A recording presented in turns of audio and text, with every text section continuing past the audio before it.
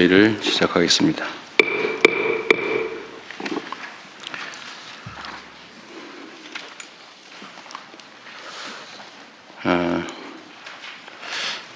많은 국민들께서 기대하시는 것처럼 경제 상황이 조금씩 개선되고 있습니다. 코스피, 코스닥을 포함해서 자본시장도 또 주식시장도 정상화의 길을 제대로 가고 있는 것 같습니다. 오랜 시간 홀대받던 우리 자본시장이 미래 혁신 산업 성장 그리고 건전한 국민자산 증식을 위한 든든한 토대로 거듭나고 있습니다. 자본시장 정상화를 발목을 잡는 여러 가지 불합리한 제도들도 계속해서 신속하게 개선해 나감으로써 생산적 금융으로의 전환을 한층 가속화해야 되겠습니다. 이 주식시장의 이 흐름이 경제 체질의 구조적 변화로 이어지려면 국민의 삶과 직결된 실물 경제의 안정적인 성장도 뒷받침되어야 되겠습니다.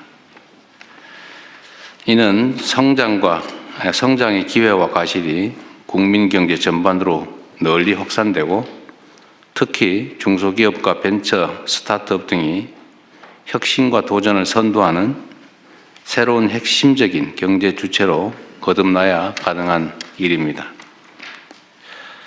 정부는 대중소기업 상생 성장 기반 강화, 또 벤처 스타트업 창업 활성화, 제도전 친화형 생태계 구축에 정책적인 역량을 집중해 주시기 바랍니다. 거기에 더해서 우리 사회의 가장 심각한 문제라고 할 수 있는 국토 균형 발전도 지속적으로 추진해 나가야 되겠습니다. 국민 모두의 성장으로 향하는 길은 일부 대기업과 또 특정 지역, 특정 부문만이 아니라 모든 경제 주체가 함께할 때 보다 넓고 단단해질 수 있다는 점을 생각해 주시기 바랍니다. 요즘 부동산 문제가 논란이 되고 있습니다. 경제 구조의 대전환을 통한 모두의 성장을 제대로 실현하기 위해서는 부동산에 비정상적으로 집중된 우리 사회의 자원 배분 왜곡을 반드시 바로잡아야 합니다.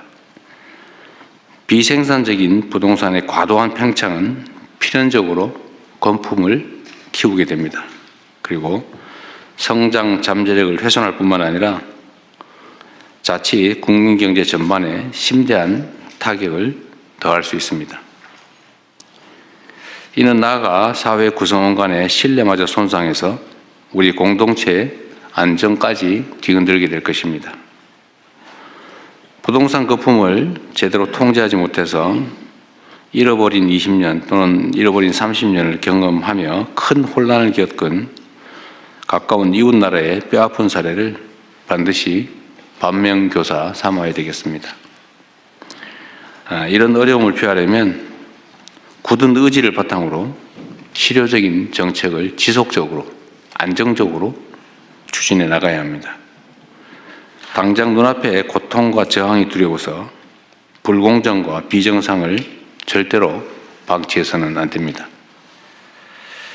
시장이 원하는 적극적인 대책도 동시에 추진해 나가야 되겠습니다. 정책 성공의 출발점은 어떤 정책이 어떤 방식으로 시행되고 있는지를 국민들께 제대로 적시에 알리는 것입니다. 아무리 좋은 정책 사업도 국민이 해당 내용을 잘 모르시고 계시거나 제대로 이해하지 못하면 50점짜리에 불과하다라고 할 수밖에 없습니다. 지난해 부처별 정책 소통 평가를 해봤더니 대상기관 47곳 가운데 노동부, 중기부, 경찰청, 기상청을 포함해서 12곳이 우수기관으로 선정됐습니다.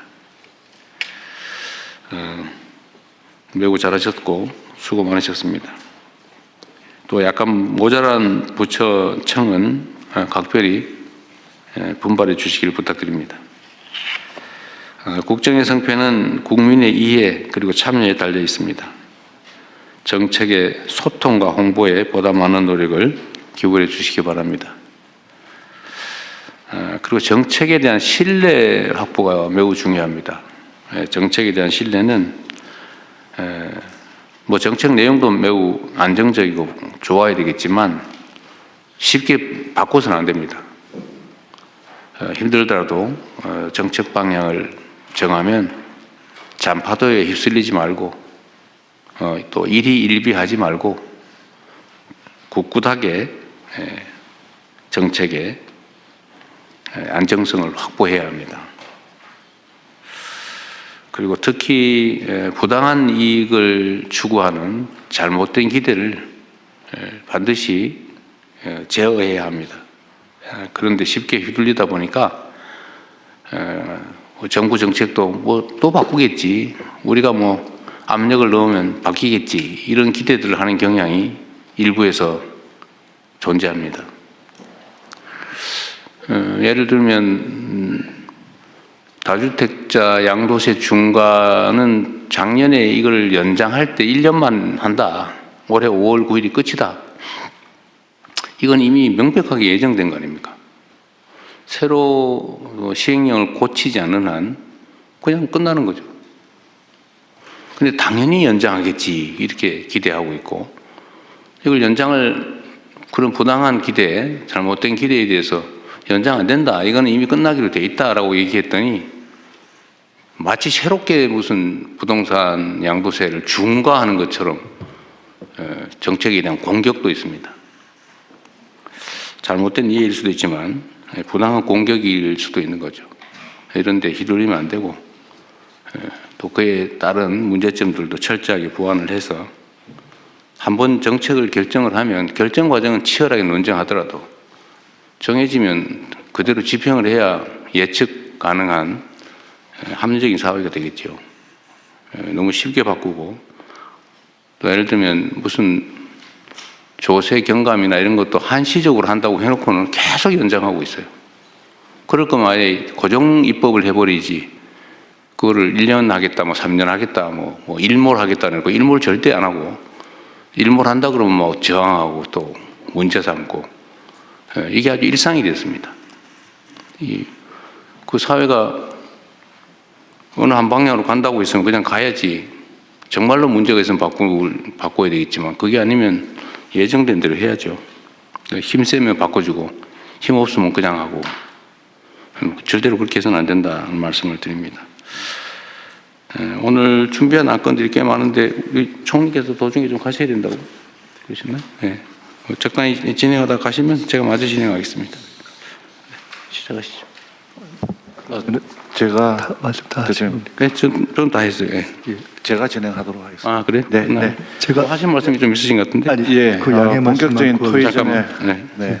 그 이해찬 민주평통 수석 부의장님의 장례위원장을 맡게 돼서 중간에 자리를 비울 것 같아서 네. 오늘 경제부총리께 부탁을 드렸습니다. 네, 총리님이 뭐 방미 선고하고 하실 말씀 있으시다 그래가지고 됐습니까? 네, 네, 알겠습니다. 그러면 현안 토의를 진행하겠습니다. 먼저 기본사회 추진 체계 및 추진 방향에 대해 행정안전부 장관께서 발제해 주시기 바랍니다. 요걸 가장 마지막에 하면 어떨까 싶은데 이게 제일 긴 내용이죠. 네, 알겠습니다. 네, 그걸 좀 맨 뒤로 빼고. 네. 네, 그러면 다음 순으로 가시죠. 다음은 특사경 도입 확대 논의에 대해 법무부 장관께서 발제해 주시기 바랍니다. 예, 법무부 장관입니다. 특사경제도는 전문 행정 영역에 종사하는 공무원 등에게 법률로 정한 특정 범죄에 대한 수사권을 부여하여 전문성 수사에 활용하고 일반 경찰이 접근이 어려운 분야의 효율성을 제고하기 위해 도입한 제도입니다. 현재 중앙에 한 14,000명, 지방에 6,000명 이상 활동하고 있습니다. 특사경제도의 특징은 강제 수사를 비롯 국민의 기본권을 제한하는 수사무의 성격상. 잠깐만, 장관님. 그렇게 빨리 얘기하시면 못 알아들어요. 네.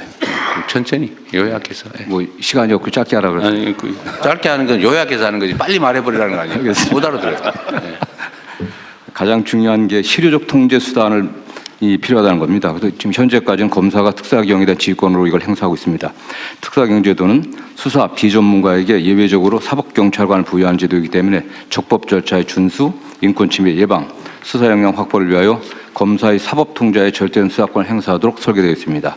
현행 형사소송법 245조 2가 245조 12 검사의 지휘 대상임을 명시하고 있습니다. 현재 특사경은 행정조직 특성상 수사 관련 군속기간이 짧고 행정 업무와 수사 업무를 병행하고 있는 바 수사 절차 일반, 영장 송치 등 전 단계에서 검사와 협의, 지휘를 거쳐 절차의 적법성과 실효성을 확보하고 있습니다. 그렇기 때문에 특히 민간 분야 특사경의 경우에는 적법 절차의 준수나 수사 노하우의 보완 등을 위해 면밀한 사법 통제가 좀 필요한 것입니다. 지금 고용노동부와 검사의 산업안전협의체가 그런 면에서 아주 모범적으로 좀 운영되고 있습니다. 특사경 신규 도입 및 수사권 확대 논의가 지금 진행되고 있는데 비공무원 조직을 중심으로 특사경 신규 도입 또는 권한 확대에 관한 논의가 지금 크게 다시 있습니다. 대표적인 게 잘 아시는 것처럼 금융감독원에서 독자적 인지수사권의 도입과 민생 특사경 도입을 좀 요구하고 있는 상황입니다. 건보공단에서도 의료기관의 불법 개설 범죄에 대한 수사권 부여를 요청하는 목소리가 있습니다. 한국인터넷진흥원에서도 사이버 침해 범죄에 대한 수사권 부여를 요청하고 있습니다. 그러나 수사는 본질적으로 신체의 자유, 사생활의 비밀, 재산권 등 기본권을 직접 제한하는 고도의 공적 작용을 좀 고려할 때 비공무원에게 수사권을 부여할 불가피한 사정이 있는지 권한에 대응하는 통제 방안을 함께 설계하는 것이 아닌지에 대한 수기가 좀 필요한 때입니다. 금감원 같은 경우를 간단히 말씀드리면 금감원 같은 경우는 그 자본시장 특사경 경우 주식시장에 미치는 파급력이 매우 큽니다. 그렇기 때문에 현재는 증권선물위원회나 금융위원 등 국가기관이 입건 여부를 지금 결정하고 있습니다. 광범위한 독자적 수사 개시권의 필요성이라든가 오남용 가능성을 충분히 수기해서 좀 검토해야 될 것으로 보고 있습니다. 금감원의 그 민생 특사경 도입은 범죄의 디지털화, 조직화에 대한 전문적 대응이 필요성이 있다는 그 취지는 공감하지만 금감원이 조사물을 담당하지 않는 분야까지 수사권을 부여할 불가피한 사정이 있는지에 대한 충분한 사정 검토가 필요합니다. 특히 금감원이 요청하는 민생 특사경에 관련된 여러 가지 수사는 경찰이 좀 다양한 형태로 지금 특별한 수사 팀들을 만들어 운영하고 있기 때문에 금감원과 경찰과의 유기적 협력 관계, 정보 교환 관계를 만드는 게 필요하다는 그런 주장도 상당히 큽니다. 건보공단 및 한국인터넷진흥원 특사경 문제는 건보공단이 보유한 데이터 및 조사 경험 또는 키사익의 사이버 침해 사고, 대응 역량 등 전문 분야 수사의 실효성을 고려할 때 원칙적으로 입법 정책으로 결정할 사항입니다. 다만 비공무원 조직의 성격을 고려할 때 또 이러한 경험들이 없기 때문에 현행 형사소송법의 틀 안에서 집중교육, 전담직원 지정 등을 통해 수사 역량을 확보하고 수사 개시 전 검사의 사전 협의 절차를 의무화하는 등 국민 기본권 보호를 위한 사법 통제 방안 도입이 함께 논의될 필요성이 있다고 보고 있습니다. 네. 마치겠습니다. 또 진행 제가 할게요. 이게 제가 이거 빨리 안건을 좀 준비하자고 한 취지는 하여튼 몇 개의 쟁점들에 대해서 이견들이 있기 때문에 오늘 그걸 좀 조정을 좀 할까 싶습니다. 어쨌든 특별사법경찰관은 기본적으로는 이제 공무원들, 수사 공무원이 아닌 경찰 검사가 아닌 일반 행정 공무원들에게 이제 당해 직무, 본인들이 취급하는 사무에 대해서 필요한 수사를 할 수 있게 예외적으로 허용을 하고 있는 거죠. 그런데 이게 지금 특정한 경우에는 민간기구, 공무원이 아닌 민간인에게 특별사법경찰 업무를 허용할 거냐. 두 번째는 이게 검사의 통제를 계속 유지할 거냐. 뭐 어떤 경우는 인지수사를 또 제한을 해가지고 또 인지를 못하게 하는 경우도 있고 또 수사 범위에 대해서 또 이견이 또 있는 것 같아요. 예를 들면 뭐 저 어디지? 지적재산권 담당하는 지식재산처? 거기는 뭐 예를 들면 기술 유출 분야에 대한 수사를 못하게 돼 있나 봐요? 기술 유출 수사를 할 수 있습니다. 근데 뭘 추가로 해달라고 한 거예요? 이제 영업비밀 수사를 하다 보면 저희가 부정경쟁 방지법에 의해서 영업비밀 수사를 하고 있는데요. 하다 보면 그게 국외 유출로 되면 산업기술보호법에 적용을 받습니다. 근데 현재는 저희가 부정경쟁 방지법만 국한이 되어 있기 때문에 그 경우에는 이제 추가적인 수사가 필요한 상황입니다. 그래서 산업기술보호법 위반에 대한 수사권도 연관된 부분이니까 허용을 좀 하다 보면 불가피하게 연관되는데 그 산업기술보호법은 산업부 소관입니다. 산업부 소관이니까. 네. 그러다 보니까 이제 부처 간에 약간 산업부 그러면 어디 산업부는 어디 있어요? 예. 산업부는 그러면 산업기술보호법 위반 부분에 대한 특사경이 있어요? 없습니다. 없어요. 그럼 결국 못하는 거네. 네, 그래서 근데 이제 그거는 어쨌든 지식재산권은 특허 뭐 이런 것만 취급을 하니까 일반 영업비밀 보호는 원래는 대상이 아닐 수도 있겠네. 아닙니다. 그런데 지금은 영업비밀 보호 지식재산처가 침해도 지금 조사 대상 권한으로 돼 있다 이거예요? 기본적으로 지식재산처가 특허와 영업비밀 전반을 원래 수사하고 있습니다. 영업비밀까지. 예, 포함되고 있습니다. 부정경쟁 방지법 따로 있습니다. 근데 산업기술보호법 위반을 빼는 거는 좀 이상하긴 하네요. 네, 그래서 이제 굳이 본질적으로 그럴 필요 없잖아요, 그죠? 본질적으로 연결돼 있는데 네, 어쨌든 그런 문제를 좀 논의를 하자는 겁니다. 그럼 하나씩 해볼게요. 그러니까 다른 부처들도 특사경이 필요하다고 판단되는 부분이 있으면 얘기를 좀 해보기로 해요, 오늘. 우선은 지금 수사 기소 분리 논란이 있는데 지금 특사경에 대해서 지휘권을 검사에게 이 특사경은 남겨놔야 되는 거 아니냐라고 하는 주장도 있고 이걸 왜 예외로 하냐. 각 특사경에 대한 지휘권은 관련 기관장이나 아니면 관련 부처청에다가 맡기면 되지 않냐. 공무원 조직의 책임자에게. 요 논란이 있는 거예요. 그죠? 그런데 법무부는 어쨌든 이거는 비전문가들이 수사를 하는 거니까 네네.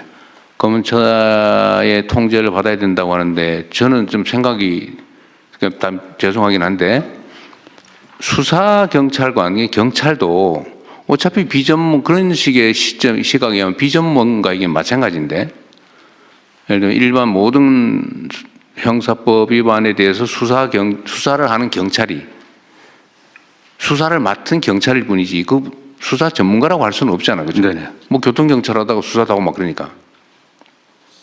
그런데 예를 들면 지금 다른 부처의 예를 들면 지식재산처도 그렇고 뭐 여러 군데 있는데 환경 관련된 지방 정부들도 있고 그 사람들도 어차피 권한이 부여되면 그 부분을 어쨌든 숙지를 해가지고 교육을 받더니 숙지를 해서 수사를 하게 되면 경찰과 다를 바가 없잖아요.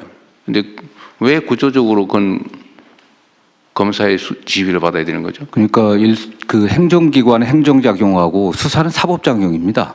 수사라고 하는 사법작용은 궁극적으로 목적이 기소해서 처벌하는 겁니다. 그런 행정청의 행정작용, 조사작용, 조사는 좀 내용이 그 목적이 다르기 때문에 최종적으로 기소를 목적으로 하려고 하면 조사 단계에서부터 만 수사를 한다고 하면은 증거를 적법하게 수집해갖고 그 적법한 증거 능력을 갖춘 증거를 갖고 기소를 해야 되지 않겠습니까? 그렇기 때문에 최초 단계부터 법률 전문가의 어떤 지휘를 받지 않게 되면 또는 조언을 받지 않게 되면은 증거 수집 단계부터 문제가 되고요. 또 법률 구성에서 굉장히 어려운 점들이 많습니다. 대개 뭐 자본시장 범죄라든가 또는 뭐 중대재해처벌법 같은 경우로 법률적 구성이 굉장히 어려운 것들이 많기 때문에 그거는 뭐 해당 그 사경에서도 요청하고 있는 게 현실입니다. 그러니까 일반 사법경찰하고 검사의 관계에서도 똑같은 문제가 발생하는데 검사라고 해서 뭐 자본시장 전문가는 아닌 거고 네네. 그걸 전문적으로 연구를 하면 이제 전문가가 되는 건데 그 사법경찰을 하고 검사 관계하고 예를 들면 지식재산처의 영업비밀이나 특허 뭐 이런 거를 조사하는 특별사법경찰하고 검사하고 관계가 왜 다르죠? 일반 사법경찰관들은 기본적으로 수사를 하고 있는 게 일상적으로 수사를 하고 있는 거 아니겠어요? 여기도 마찬가지잖아요. 일상적으로 그 해당되는 부분을 그런 대개는 그게 다른 행정적인 업무와 같이 병행되고 있습니다. 그 과정에서 어떤 범죄의 단서를 잡는 거 아니 때문에 저기 그것만 전담하고 전담하는 많지 않습니다. 특별사법경찰이 지정이 되면 그거만 해요. 네, 전담하고 있습니다. 네. 네, 수사만 전담하고 원래 전담해요. 지방정부도 마찬가지. 환경 담당 특별사법경찰 그러면 그거만 해요. 근데 수사관들이요, 경찰이나 검찰의 수사관들은 계속 수사만 하지만 특별사법경찰관들이 그 직위에서 왔다 갔다 진급하고 올라가는 게 아니고요, 일정 기간 근무하다가 딴 데로 갑니다. 대개는요. 뭐 그러긴 한데 경찰도 굳이 따지면 교통경찰하다가 경비경찰하다가 정보경찰하다가 왔다 갔다 해요. 물론 잘 안 하죠. 전문성을 보장해 주려고. 근데 그건 논리적인 얘기는 아닌데 현실이 그렇다는 것 뿐이죠. 근데 근속 연한이 짧다는 것은 굉장히 그 수사 능력의 제한을 정도 그런 차이가 있다. 네. 어쨌든 이거는 지금 검경 수사권 분리와 관계에 대해서 꽤 복잡한 논쟁거리여서 네.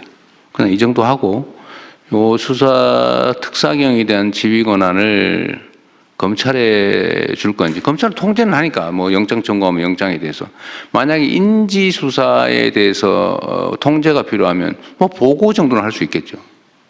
근데 예를 들면 금감원 같은 경우는 인지 수사를 못하게 해놨다면서요.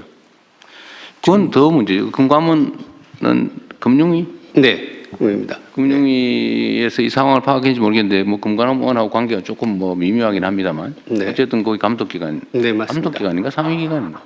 네, 지도 감독 상위기관입니다. 감독기관인 거죠? 네, 네, 맞습니다. 네. 그런데 지금 금감원의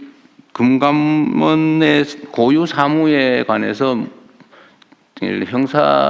형사처벌법 조항 위반이면 수사를 하죠. 지정된 특별사법경찰관이 있죠. 네, 있습니다. 있는데 네. 인지를 못하게 해놨다고 그러더라고요. 네.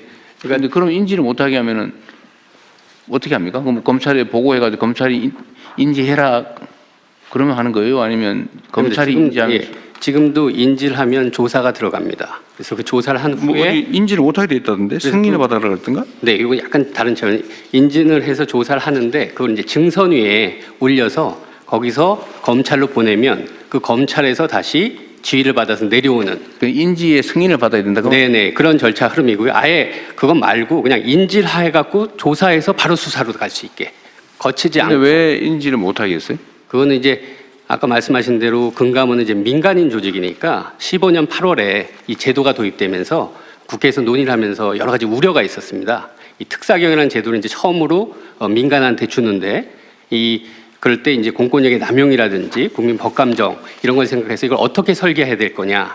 그러면서 조금 그런 측면에서 요 인지수사권 자체로 하는 거 그거는 살짝 조정을 해놓은 그런 상황입니다. 이게 지금 특별사법경찰 도입 취지는 검사나 경찰이 이 수사를 다 감당도 못할 뿐만 아니라 그 해당 분야는 특수한 전문성이 있는 분야라서 그 업무를 담당하는 공직자 또는 어쨌든 민간 기구에게 조사나 행정을 하는 과정에서 필요하면 그 법 절차를 지키게 하기 위해서 신속하게 전문적으로 하기 위한 제도잖아, 그죠?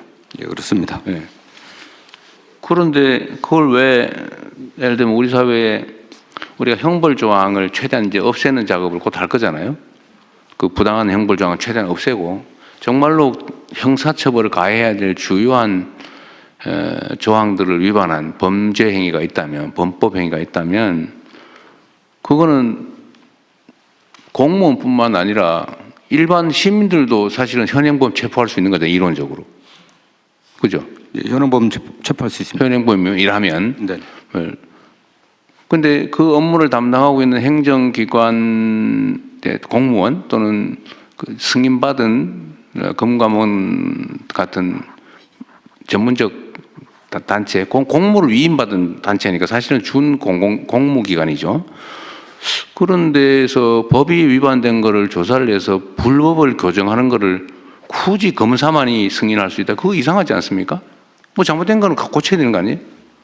뭐 지금은 어쨌든 민간인이기 때문에 공무원이 아니기 때문에 민간에게 그 수사권이라 그런 것은 궁극적으로 강제 수사를 동반할 수밖에 없고 네. 그다음에 금감원 같은 경우는 영장 없이 또 수사할 수 있습니다. 계좌 추적도 할 수 있기 때문에 그런 많은 권한이 있는데 그 수사권을 좀 신중하게 행사해야 되고 특히 금감원이만 수사를 시작한다고 했을 때 그 외부에 알려지게 됐을 때 일반 자본시장에 끼치는 영향이 매우 큽니다. 그렇기 때문에 좀 더 신중하게 하는 그런 취지들이 있습니다. 금감원이 그 권한을 남용하거나 아니면 웬만하면 덮어서 넘어갈 일을 마구 들쑤셔가지고 범법 행위를 찾아낸다. 그럴 거면 불안해질 수 있다. 그런 비슷한 취지 같은데. 그렇기 때문에 증권선물위원회 의결과 그 선물위원장의 아니 법을 누구든 다 지켜야지 그거를 적당히 덮어놨다가 지금도 그 패스트트랙 제도가 있습니다. 아무나라도 불법은 교정해야 되는 거 아닌가요? 근데 민간이 나서 갖고서 직접적인 어쨌든 그 통제는 수는 없는 적절히 하겠죠. 예를 들면 그 강제 수사는 당연히 검사만 할 수 있고 승인해야 되니까 검사가 영장 청구를 해줘야 되니까 뭐 신청한다고 되는 건 아니잖아요, 그죠? 강제 수사의 강제력 행사에 대해서는 어차피 이제 통제 시스템이 계속 유지될 거고. 그래서 건강보험공단 어디 계세요? 건강보험공단은 네, 복지부 복지부 소관이죠. 지금 건강보험공단도 이게 사무장 병원이니 이거 저 보험 사기치고 예를 들면 뭐 부당하게 뭐 범법 행위에 범죄에 해당되는 저기 부당 행위를 하는 경우들에 대해서 수사를 해서 교정을 하려니까 일단 인력도 없고 경찰에 맡기면 잘 대주지도 않고 바쁘다 그러고. 현재 수사 대상이 불법으로 개설한 사무장 병원, 면허 대여 약국이 대상이고요. 아, 두 가지만. 네, 불법 개설에 대해서만 뭐 수사를 사기나 이런 건 안 하고. 예를 청구에 들면 대한 건 별도로 행정조사로. 치료도 안 해놓고 치료한 척하고 이런 거는 못 하고. 그거는 행정조사로 청구 부당 청구에 대한 건 별도의 트랙으로 관리하고 그건 있고. 수사는 안 하고. 네네, 그건 수사의 범위는 아닙니다. 그건 일종의 사기 행위니까 네, 그죠? 불법 개설 기관에 대한 수사로 되어 있습니다. 두 가지만. 네. 뭐 예를 들면 이런 거에 대해서 지금 수사권을 특별사법경찰권 인정할 거냐 말 거냐 제가 저번에 업무 보고 받을 때 이건 해주자고 했는데 이것도 지금 일종의 민간기구니까 특별사법경찰권을 주면 안 된다. 뭐 법무부에서 반대하고 있지는 않습니다. 그러죠? 뭐 정책적인 결정 문제이기 때문에요. 다만 이제 수사 역량이라든가 특히 증거 수집의 방법들을 지금 아신 바와 뭐 됐다고 교육 열심히 그런 시키면 것만 되지 않을까요? 집중적으로 교육 보완된다고 하면은 충분히 필요하다고 보고 있습니다. 교육은 당연히 시켜야 되고 그러면 건보공단에 특별사법경찰을 지정하는 건 별 문제가 없어 보이고 그러면 네, 현재는 그 두 가지에 한정한다고 하니까 네, 두 가지의 한정. 저는 그 보험료를 서류 조작해가지고 가짜로 청구하고 이런 물론 사기 행위에 해당되는데 그죠? 네네. 그 처벌 조항이 별도로 없으니까 네. 사실 그런 것도 건보공단에 조사권이 있어야 될 것 같은데 부당 청구에 대해서는 당연히 건보공단이 행정조사를 하고 행정조사로 적정한 수사는 처분을 못 하잖아요. 하고 있고요. 현재 강제로 조사를 못 한다 그 말이에요. 네. 일정한 정해진 거 외에는. 어쨌든 그건 좀 나중에 하더라도 일단 급한 게 그 두 가지 정도다. 네, 그렇습니다. 그 불법 개설 기관들이 굉장히 부당 청구를 많이 해서 국민들 건강에도 악영향을 그렇죠. 미치고 또 부당 청구한 부분들도 보험 재정을 갉아먹잖아요. 징수를 해야 되기 때문에요. 예, 그런 면에서는 필요하다. 그럼 건보공단에 인정해 주는 거는 그러면 저번에 지시한 내용도 있고 하니까 하고 인터넷 진흥은 이거 지금 인터넷 진흥은 소관이 어디예요? 네, 곽기정 동무입니다. 아 그래요? 거기는 한번 얘기를 해보십시오. 이게 뭐지? 그러니까 그 실제 그 사이버 침해가 발생되면은 이제 사고 발생 기업이 저희가 이제 인터넷진흥원에서 이제 조사를 하는데 사고 발생 기업이 조사를 거부하면은 추가 조사가 불가능합니다. 근데 사이버 범죄 특성상 현장에서 증거를 좀 빠르게 신속하게 확보하는 것이 중요합니다. 그런 부분에 있어서 저희가 그 특사경 통해서 네. 이런 어떤 그 데이터 같은 것들을 좀 저희가 좀 요청했을 때 즉각 대응할 수 있도록 하는. 좌우지간 공무원 정식 공무원이 아닌 어떤 기구의 특별사법경찰관 인정하는 문제 논쟁은 세 군데네요. 금감원, 네, 그렇습니다. 그다음에 키사, 그다음에 건강보험공. 건보공단. 어쨌든 이 세 군데는 필요하다는 건 뭐 인정을 네, 되게 필요성이 하니까 인정되고 있습니다. 하기로 하고 그러면 권한에 관한 논의를 한번 해보죠. 권한을 어느 정도까지 할 거냐. 어떤 법률 위반에 대한 조사를 할지는 특사경법에다가 다 법으로 정하죠. 네, 그렇습니다. 정해 있으니 그건 뭐 법대로 하면 될 테고 인지 수사권을 통제하느냐.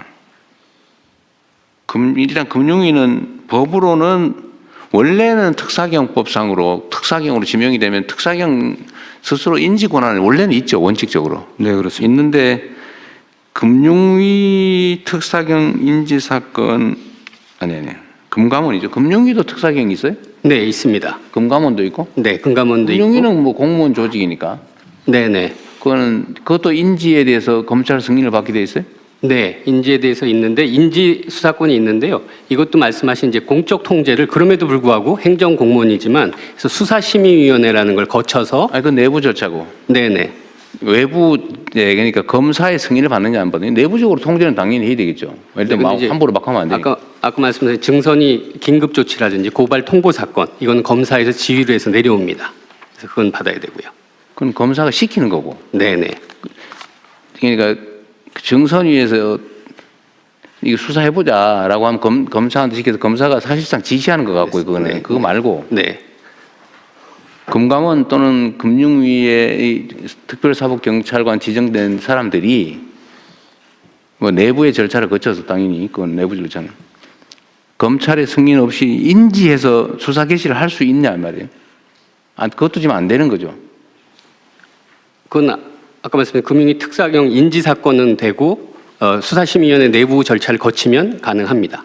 검사 승인 없이? 네네. 그래서 이번에 금감원도 결국 금감원은 또 달라요? 네, 금감원도 이런 방식으로 외적 통제 장치를 수사심의위원회를 둬서 그렇게 해서 수사심의위원회 내부 기구 아닙니까? 그래도 내부 기구여도 그게 이제 제가 말하는 거는 내부 기구야 내부 통제는 그 기관 내에서 알아서 할 일이고 네네. 외부 통제를 얘기하는 거예요. 검사 승인을 안 받으면 인지가 안 되는 경우가 있냐 그 말이에요. 지금 이거는 금감원은 그렇다고 하던데 검사의 승인이 없으면 인지를 못 한다고 그게 아닌가 보죠? 금감원은 인지 수사권이 부여가 안 돼 있습니다. 그러면은 건보공단이나 인터넷진흥원도 검사 승인을 받아야 인지할 수 있게 해야 된다고 생각하십니까? 그렇지 않습니다. 그렇지 않죠? 예, 그렇지 않습니다. 그럼 일률적으로 똑같이 하죠, 뭐. 어차피 필요해서 하고 그러면 금감원에 대해서만 인지를 검사의 승인을 받도록 제한하는 것은 부당한 것 같으니까 그건 고치면 되겠네요. 근데 지금 금감원이랑 그렇게 협의를 해서 저희 금융위가 하는 것처럼 수사심의위원회 그걸 둬서 그렇게 하려고 의견을 모으고 있습니다. 자, 그러면은 검사의 승인을 받는다. 이거 인지 어쨌든 특별사법경찰관도 사법경찰관인 건 똑같은데 특수한 경우에는 인지에 대해서만 검사의 승인을 받으라. 이거 아닌 것 같아요. 그러면 이거는 사전 보고하는 겁니다. 법률적으로 하는 것도 아니고 주의를 받는 금감이 금융위에서 내부적으로 만든 규정 같아요. 그죠?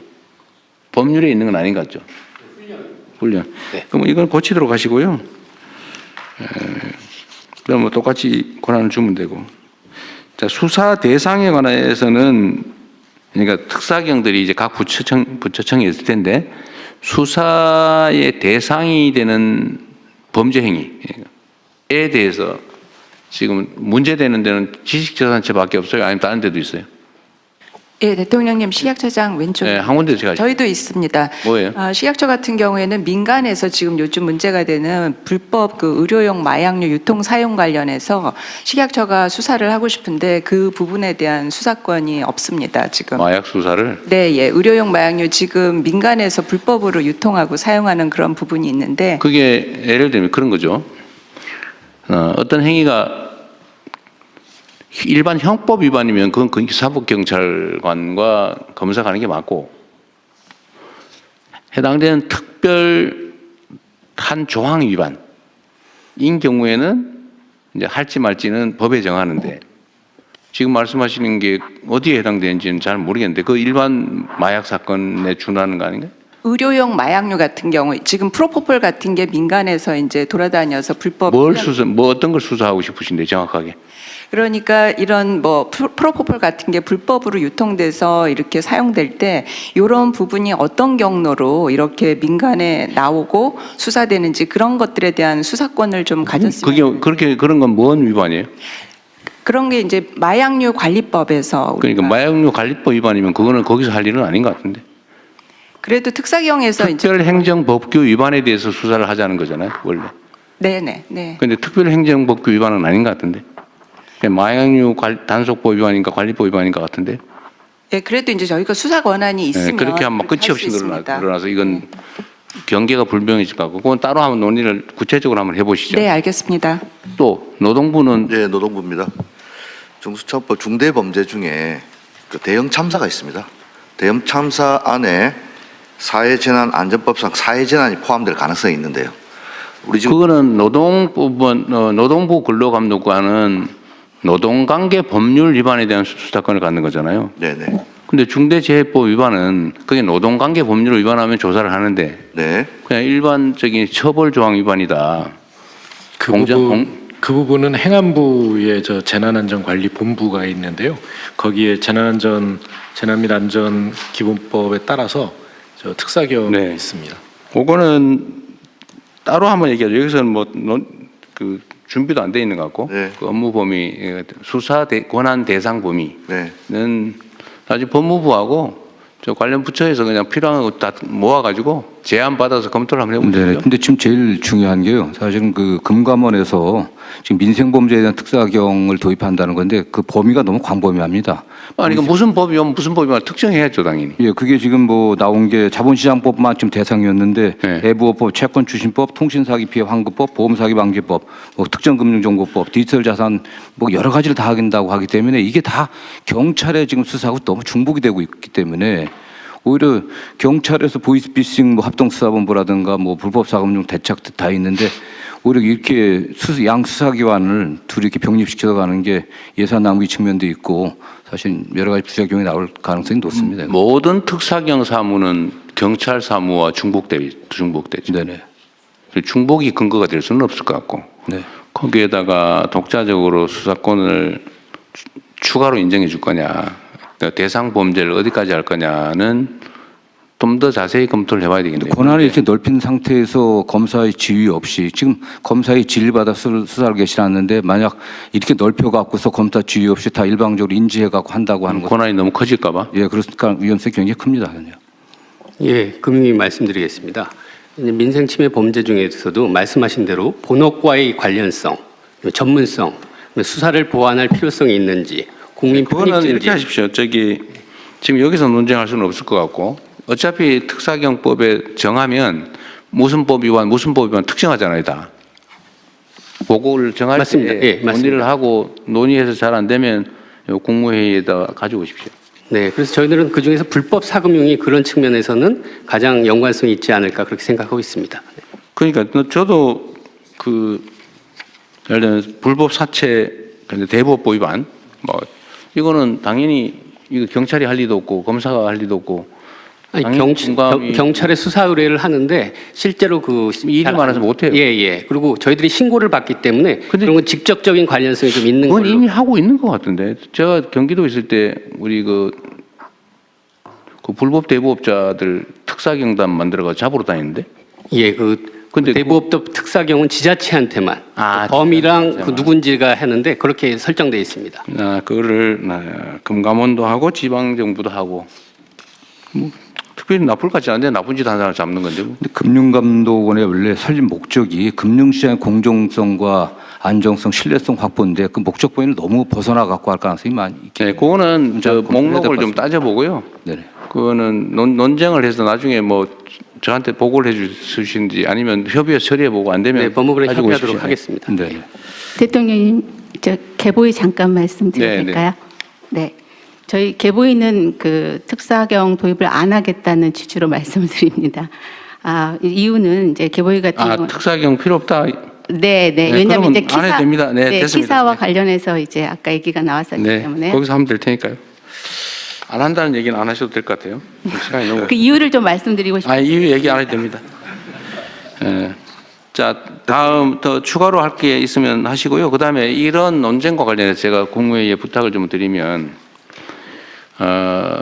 좀 각 부처끼리 미리 좀 논쟁되는 것들은 좀 터놓고 정리를 좀 하세요. 이게 지금 사실 각 부처들이 서로 의견 다르면서, 좀 속으로는 불만이 있는데도 말 안 하고 넘어가고 그러지 마세요. 우리 국무회의 길게 하는 이유가 그런 거거든요. 자유롭게. 우리 이거 하고 싶은데 저 딴 부처가 반대하니까 안 된다. 그럼 이렇게 하자라고 얘기를 하세요. 그럼 넘어가지 말고. 대통령님, 하십시오. 네. 네, 그 문체부에서 저작권법 관련된 범죄에 대해서 특사경 운영하고 있는데요. 네. 요 조금 지금까지 나온 얘기랑 좀 다른 케이스인 것 같아서요. 저희는 문체부 직원 28명이 이제 그 네. 특사경이 돼서 이제 수사를 하고 있는데 일반 공무원이다 보니까 두 가지 문제가 있습니다. 하나는 저작권 침해 사례가 K 콘텐츠 때문에 엄청나게 늘어나고 있는데 그렇겠죠. 네. 이 인원 늘리는 게 쉽지가 않습니다. 일반 공무원이다 보니까. 네. 또 하나는 일반 공무원이니까 순환보직입니다. 그래서 있는 기간이 보통 한 3년 정도 있도록 돼 있는데요. 사실은 교육시키고 뭐 그거는 각 부처에서 인사 운영 지침을 만들든지 해가지고 네네. 그 사람들은 계속 전문성을 가지고 그 일을 하게 만들어야죠. 전문성을 갖도록 하는 규정도 있는데 그건 4년 동안 이렇게 돼 있고 이게 공무원 인사 관련된 법 규정에 따라서 이제 운영이 되고 있습니다. 그래서 이 부분도 좀 보완이 필요한 것 네, 같습니다. 필요하면 그게 실제로 이제 아까 그 법무장관 말씀하신 것처럼 뭐 해서 일할 만하면 딴 데 가버리고. 네, 지금 그런 상태. 이렇게 하면 안 되고 차라리 좀 규모가 있는 데는 그 직렬을 만들든지 아니면 인사를 할 때 그것만 할 사람, 오래 할 사람들 뽑든지 해가지고 거기서 막 돌리지 말아야죠. 거기서도 승진할 수 있게 해주고. 네네. 그거는 각 인사 운영 방식에 관한 거니까 인사 혁신처에서도 좀 협조를 좀 해주시든지 하고 각 부처청에서도 그걸 독자적인 조직으로 좀 하세요. 그래야 전문성이 생기지. 네. 그보다 필요한 인력이 숫자가 있으면 이거 자꾸만 우리 사회는 불법이 너무 많아요. 그리고 이 규칙 어기고 돈 벌고 이익 보고 이게 너무 횡행해가지고 그 착한 사람 손해 보는 사회인데 이렇게 되면 안 되거든요. 그래서 저는 우리가 법률을 정했으면 그 어기는 것은 좀 비용이 들고 시간이 들고 인력이 좀 추가 필요하더라도 전 대대적으로 단속해야 된다고 생각합니다. 그러니까 그 지금 특사경 숫자를 많이 늘리고 있잖아요. 금감원도 늘리고 뭐 지식자들은 그것도 좀 필요하면 다른 인력들을 좀 추가하든지 영 안 되면 인력을 좀 늘리죠 뭐. 네, 알겠습니다. 행안부 인사혁신처랑 협의하겠습니다. 네, 그리고 그거를 필요하면요 영구적으로 늘린 것도 문제거든요. 예를 들어 한시적으로 진짜 한 5년만 하든지 그리고 그때가 재평가하고 좀 우리 사회 법률 어기면 반드시 걸려서 응징을 당하는구나. 또 법률을 어겨가지고 돈 벌기는 어렵구나. 라는 게 좀 정착이 되면 그게 확 줄어들고 인력도 많이 줄어들 거거든요. 그러니까 그걸 영구적으로 늘리지 말고 한시적으로 늘리는 것도 검토를 좀 해보고. 어쨌든 법률을 지켜서 손해보고 규칙을 지켜서 손해보고 규칙 안 지켜서 이익보고 이거 반드시 건절해야 됩니다. 각 부처에서도 좀 신경 좀 써주세요. 네, 다음 진행하시죠. 예, 다음은 세금 체납 및 국세외 수입 관리 방안에 대해 국세청장, 행안부 장관 순서대로 발제해 주시기 바랍니다. 이것도 시간이 너무 많이 걸릴 것 같으니까요. 그냥 핵심 쟁점만 정리를 해가지고 정리를 좀 합시다. 이게 일단은 전에 이게 체납관리단 일단 국세 분야에 대해서는 체납관리단을 좀 만들어서 이게 뭐 얼마 물려 있더라도 230조라 그랬어요? 국세청장 오셨어요? 예, 여기 있습니다. 얼마라 그랬어요? 이게 체납자는 130만 명이고 누계 체납액은 110조 원입니다. 110조 원. 네. 어쨌든 이거를 그냥 사실상 방치하거나 특정한 데 몇 군데만 찍어서 관리하고 나머지는 다 사실상 방치해 왔잖아요. 그렇습니다. 주로 현장을 가지 않고 그 사무실에서 서류로 그냥 데이터 똑똑장 한번 보내고 그냥 예. 통상적 관리하고 장부만 계속 쌓여가는 거 아닙니까? 네, 그래서 어쨌든 이거를 정리를 반드시 해야 되는데 예. 이유는 어쨌든 일자리도 만드는 게 효과가 있고 조세 정의도 실현하고 네.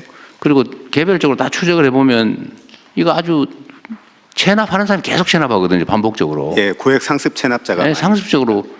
왜냐하면 추적을 안 하니까. 예. 이런 사람들이 덕보기 하면 안 된다. 예. 반드시 전수조사를 해가지고 예. 세금 떼먹고 못 산다. 예. 그다음에 능력이 없으면 바로 좀 정리해주고. 예. 근데 이거를 하려면 인력이 필요한데 네. 그거 하면 세금이 많이 들어온단 말이에요. 예. 약간 손해봐도 괜찮다. 네. 대체적으로 이익을 보니까 예. 인원수를 대대적으로 늘리자고 한 거예요. 예. 그래서 뭐 추경 등 추가 예산 지원이 되면은 네, 좀 늘리시고 10,000명 수준으로 좀 늘리려고 합니다. 네. 이번에 모집을 했는데 500명 모집에 8,300명 이상 17대 1의 하시고요. 예. 아니 이게 예산처 그때 기재부죠. 기재부에서는 어쨌든 예산을 아껴야 되니까 인력 규모도 줄이고 또 최저임금 주는 걸로 뭐 이런 식으로 했던 모양인데 네. 그 저기 아직 예산처는 누가 왔어요? 차관 와 있습니다. 누구? 있습니다. 네네.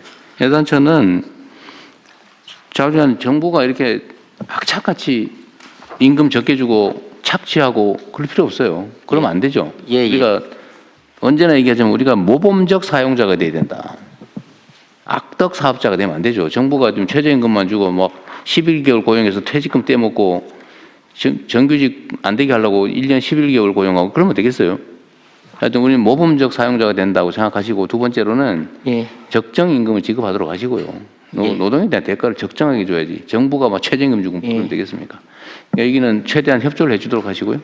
예, 말씀드린 두 가지 사항에 대해서 인력하고 적정임금 문제인데요. 인력은 법령이 허용하는 범위 내에서 최대한 실질적으로 효과가 있는 사업이니까요. 인력 확충하도록 하고, 그리고 적정임금하고 관련해서는 지금 사실 관계부처가 지금 TF를 만들어서 사회수업실하고 얘기가 진행 중입니다. 27년 예산할 때는 근본적인 개편 방안을 만들어서 반영하도록 하겠습니다. 네네, 그렇게 하시고, 이거 손해볼 일이 아니기 때문에. 두 번째로는 일단 국가 분야에 대해서 그리고 나머지 이제 실질적으로 체납 징수를 어떻게 할 건지는 지금 브레인스토밍을 하든지 각 지방자치단체나 외국 사례나 전부 뒤져가지고 사실 뭐 모여서 아이디어를 모으면 좋은 방법이 생기더라고요. 전에 보니까 가상자산도 압수하고 수표도 왜냐면 은행에서 수표를 잔뜩 찾아가고 집에 보관하고 있는 거 찾아내기도 하더라고요. 할 수 있는 최대한 방법을 찾아내고 저번에 보니까 해외 출국 금지 조치할 수 있게 되는데 일정한 경우 그거 했더니 수십억 냈다면서요. 규제 수단입니다. 근데 그거 왜 안 하냐고 이때까지. 철저하게 앞으로 철저하게 하고 있습니다. 하도록 하고요. 그다음에 지금 세외 수입은 더 관리가 안 되고 있는데 체납된 국세외 수입. 어쨌든 이건 법률 입법이 좀 필요하다는 거잖아요. 그렇습니다. 국세청은 국세만 징수할 수 있기 때문에 입법을 최대한 빨리 서두르고 그다음에 체납 관리를 징수는 국세청에 법률상 권한이 있어야 되는데 조사를 하고 권고를 하고 기회를 주는 거는 그 강제 처분이 아니라서 지금 굳이 법률 없는 상태에서 할 수 있잖아요. 필요하면 각 부처 명의로 인력을 뽑아가지고 합동 관리를 해요. 그 각 세외 수입에 대해서 관할 부처청이 있을 거 아닙니까? 그럼 거기서 그 뽑아가지고 관리는 한꺼번에 하고 있다가 법률이 개정되면 아예 넘겨받으시라고요. 지금 각 부처청이 지금 못 하고 있으니까 명의는 그쪽으로 하고 실제 지휘는 국세청이 할 수도 있잖아요. 대통령님, 그 근거 규정만 마련해 주면은요, 저희가 가지고 있는 인별 재산 소득 자료, 지금 각 부처는 그걸 활용을 못 하고 있는데 저희는 할 수가 있습니다. 근거 조항이 꼭 입법이라 해야 됩니까? 아니면 뭐 시행령이나 뭐 또 이런 거 됩니까? 체납에 대해서 위탁 징수를 저희가 하려면은 국가채권관리법 개정이 필요하고요. 그다음에 아까 말했듯이 압류라든지 추심을 할 수 있는 강제, 지금 국세에 이용되고 있는 강제 징수 절차를 활용을 하려면 통합징수법이 필요합니다. 사실 이것만 있으면은 저희가 노하우가 있기 때문에 기존 부처에 그 경력자가 필요 없고 신규 직원만으로도 그건 충분히 이해하겠어요. 문제는 지금 국회의 입법 속도가 너무 느려가지고 지금 우리가 8개월 다 돼가는데 소위 정부의 기본적인 정책 방침에 대한 입법조차도 20%밖에 안 되다는 거 아닙니까? 지금 국회가 너무 느려서 지금 일을 할 수가 없는 상태잖아요. 그렇다 그거 계속 기다릴 수는 없으니까 그건 최대한 빨리 추진하고 그 전이라도 각 부처 명의로 뽑아서 각 부처에서 파견을 하든지 합동 관리를 해주면 되지 않냐 그 말이에요. 좀 귀찮겠지만. 그거보다는 국가채권관리법을 개정을 해서 참 말을 무슨 빠를 것 같습니다. 그거 될 때까지 그 사이에 지금 얘기하잖아요. 논의를 법은 최대한 빨리 하고 국회가 지금 너무 느려서 저 어느 세월이 될지 모른단 말이에요. 그때까지 기다리실 거냐 그 말이지 내 말은. 2월 중에 추진을 지금 저희가 하려고 하는데 하여튼 만약에 그게 느려지면은 대통령님 말씀대로 각 부처 TF 만들어서 하는 방안도 같이 논의를 하겠습니다. 그냥 지금부터 시작하시라고요. 그 2월 달에 된다는 보장이 없잖아요. 지금 국회에 계류된 법률이 수백 개가 있는데 지금 저런 속도로 해가지고 어느 세월이 될지 모릅니다. 응? 상황이 그러니까 비상조치를 좀 하자 그 말이죠. 그때까지 미루지 말고. 제가 맨날 얘기하지만 이게 행정은 속도가 중요한데 그 기다리면 안 돼요. 지금부터 각 부처청에서 그 세외 수입 많죠? 다 있을 거예요 아마. 그거는 필요하면 업무 위임을 강제 처분만 아니면 업무 위임을 할 수도 있을 건데 그것도 검토해 보시고요. 그 법무부에 좀 도와주시든지 법제처나 해서 국가기관끼리는 아마 업무 위탁 위임 이런 게 가능할 수가 있어요. 안 되면 각 부처 이름으로 뽑아서 그 이름으로 관리하면 되는데 그 총 지휘를 국세청이 하라 그 말이죠. 그 전까지는 입법하기 전까지는 입법은 입법대로 하고 되면 국세청으로 다 넘겨받고 예. 네. 어쨌든 네. 행안부는 뭐 특별히 하실 얘기 있나요? 아, 네. 참, 맞아. 지방 네. 지방 정부들. 예, 지방 안 하고 정부가 있는 그 성남하고 경기도에서 대통령님이 하신 게 자연스럽게 퍼져나가 가지고요. 네. 전국에 한 230 아닙니다. 그 200여 곳, 237곳 정도가 하고 있습니다. 운영을 하고 있습니다. 그래서 이걸 전국화하는 방안을 마련했습니다. 네네. 그래서 그 올해는 2,000명, 그리고 내년부터는 매년 6,000명 해서 4년간 2만 명의 기간제 근로자를 채용을 해서 지방세와 세외 수입 통합 체납 관리단을 전 지자체에 운영하도록 그렇게 해나가겠습니다. 근데 그 4년씩이나 미루면 그 4년 동안 확장되는 그 시간 동안 방치돼 있는 거잖아요. 4년 동안 미루겠다는 게 아니라 계속 해나간다. 예, 네. 어쨌든 초기 인력도 초기에 좀 많이 늘려가지고. 초기에요. 네네. 이게 인건비 통제 때문에 그런지 제가 그 얘기를 자주 합니다만 예를 들면 100억을 들여가지고 200명을 뽑아서 300명 뽑아서 100억을 들여서 이거 활동을 시키면요 한 200~300억 들어와요. 네네. 근데 물론 이게 이제 인력이 늘릴수록 체감되겠죠. 예. 근데 예를 들면 속된 말로 똑같아졌다. 인건비와 추가 징수되는 게 똑같아져도 손해가 아니잖아요. 네. 인건비 대비 들어오는 금액이 더 적어졌다. 더 많이 늘려가지고 한 20~30% 손해봐도 손해가 아니에요. 그렇죠. 일자리 만들어지니까요. 예. 네. 그래서 과감하게 하라고 지침을 좀 주세요. 지방 정부들이 왜 이렇게 인건비 많이 썼어 그럴까봐 무서워서 못해요. 예, 그런 거는 이제 총액 인건비에서 좀 예외를 해주고. 예외로 해주고 적극적으로 하라고. 적극적으로 하라고. 그다음에 성과 경쟁도 좀 시키시고요. 예. 네, 그건 좀 그럼 일자리도 사실 많이 생긴다고요. 예, 그렇습니다. 어째 이건 좀 강력하게 좀 해주시기 바랍니다. 예, 알겠습니다. 네, 다음은 부처보고가 있겠습니다. 먼저 2026년 설 민생 안정 대책에 대해서 제가 보고를 드리겠습니다. 최근 민생 여건입니다. 금년도 소비자 물가는 대체적으로 2.1% 안정적으로 예상이 됩니다만 생활 물가에 어려움이 예상이 되고 있습니다. 그래서 적극 대응하도록 하겠습니다. 특히 생활 물가 중에서 먹거리 가격이 높아서 부담이 되기 때문에 이 부분은 중점 관리하도록 하겠습니다. 첫 번째 소비에 있어서는 소비 회복이 대통령께서 말씀하신 것처럼 이제 회복은 됩니다만 소상공인, 중소기업, 취약계층까지는 확산하는 데는 다소 어려움이 있기 때문에 이 부분을 중점을 두도록 하겠습니다. 두 번째 설 민생 안전 대책입니다. 첫 번째는 제삿날 성수품 물가 안정을 통해서 장바구니 걱정 없는 넉넉한 명절이 되도록 하겠습니다. 설 성수품에 대해서는 16대 성수품을 중심으로 물량 최대한 넉넉하게 공급하고 가격도 잘 관리를 하도록 하겠습니다. 특히 계란은 수입 신선란을 224만 개 설 전에 수입을 통해서 시장에 공급하도록 하겠습니다. 그 과정에서 우리 계란을 공급하는 협회에서 문제가 없도록 잘 협의도 추진하도록 하겠습니다. 그리고 할인 지원도 최대한 확대해서 고등어 등 성수품에 대해서는 최대 50%까지 할인되도록 하겠습니다. 다음 쪽입니다. 그리고 최근에 가격이 좀 오른 고등어, 바나나, 파인애플, 망고 등에서는 할당 관세를 신규로 적용해서 가격을 안정적으로 관리하겠습니다. 온누리 상품권 환급 행사도 역대 최대 시장으로 확대하겠습니다. 거기 보면 농축수산물은 160개 시장에서 200개로, 수산물도 120개에서 200개 시장으로 확대 적용하겠습니다. 바가지 요금 건절을 위해서 민간 합동 현장 점검을 실시하고 분야별 바가지 요금을 대통령께서 지시하신 바와 같이 종합해서 건절 대책은 마련해서 관광 대책 발표 시 함께 발표하도록 하겠습니다.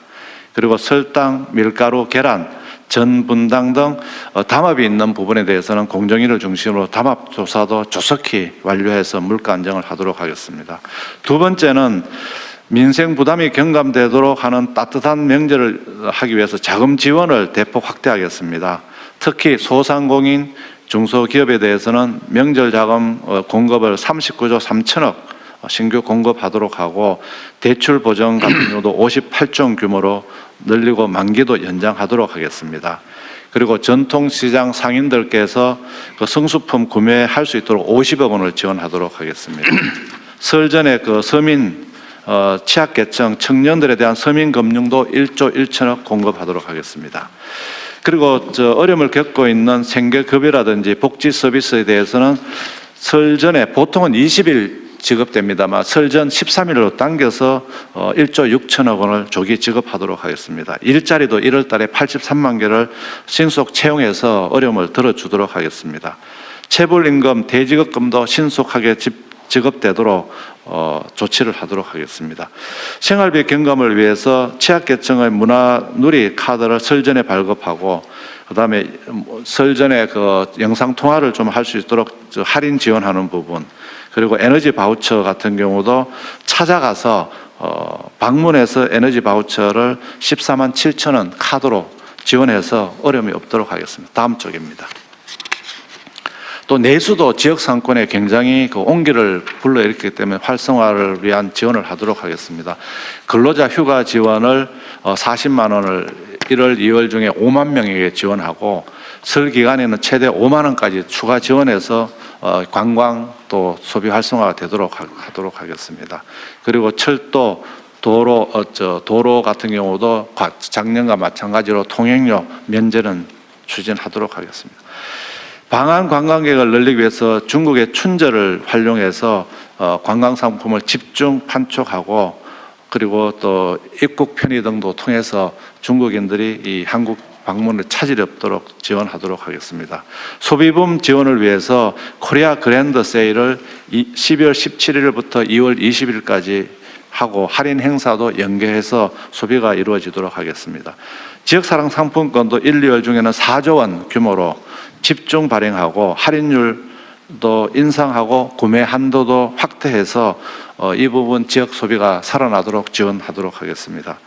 그리고 설 연휴 기간 동안에 24시간 빈틈없는 안전한 명절이 되도록 하겠습니다. 응급의료 조치, 그다음에 교통안전 등을 24시간 상황 관리 체계를 강화하고 그리고 화재 등 특별 점검을 해서 안전 관리를 하도록 하겠습니다.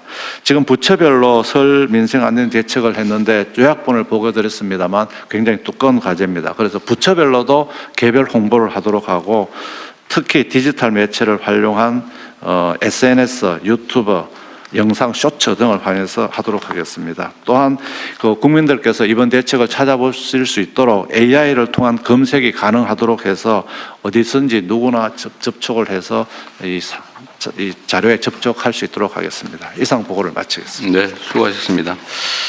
준비된 대로 잘해 주시고요. 그 할당관세 있잖아요. 네네. 이 할당관세라고 하는 게 특정 물가 대책을 위해서 관세 없이 수입할 권한을 특정 수입업자한테 주는 거죠. 네네. 그런데 이걸 줬더니 악용을 해가지고 자기 가족한테다가 다 팔아먹었다는 얘기도 있고, 이거 다 어디 뉴스에 나온 얘기예요. 아니면은 싸게 사와가지고는 그냥 원래 가격대로 팔고 그런 경우가 있다고 그러던데. 혹시 국세청은 이런 거 혹시 좀 알아보셨어요? 네.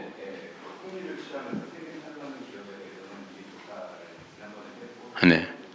하고 이제 요즘 했던 조사해본 결과는 좀 어때요? 네. 좀 실제 결과는 좀 어땠어요?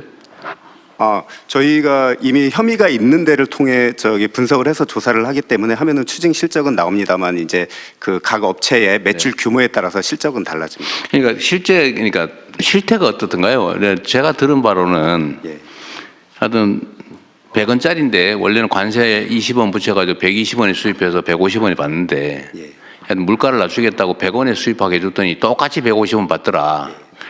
또는 100원에 수입하면 120원에 수입한 다른 업자들보다 20원 차익이 있으니까 이걸 싸게 팔아야 되는데 싸게 팔면 누군가 이익을 보잖아요. 그걸 자기 아는 사람들한테만 그 물건을 싸게 수입한 거를 싸게 주고 그래서 그 사람만 혜택을 보고 그 사람은 다시 정상 일반 가격으로 팔아버리고 이 효과가 없더라. 이런 얘기를 들었는데 실제는 어땠어요? 저희가 조사 사례를 보면은 할당 관세를 해줬으면 그만큼 가격이 내려갔어야 다운돼. 되는데 그렇지 않은 경우들이었습니다. 저희가 조사했던 사례들은. 거의 대부분 그러죠? 예. 그러니까 이게 이 제도가 네.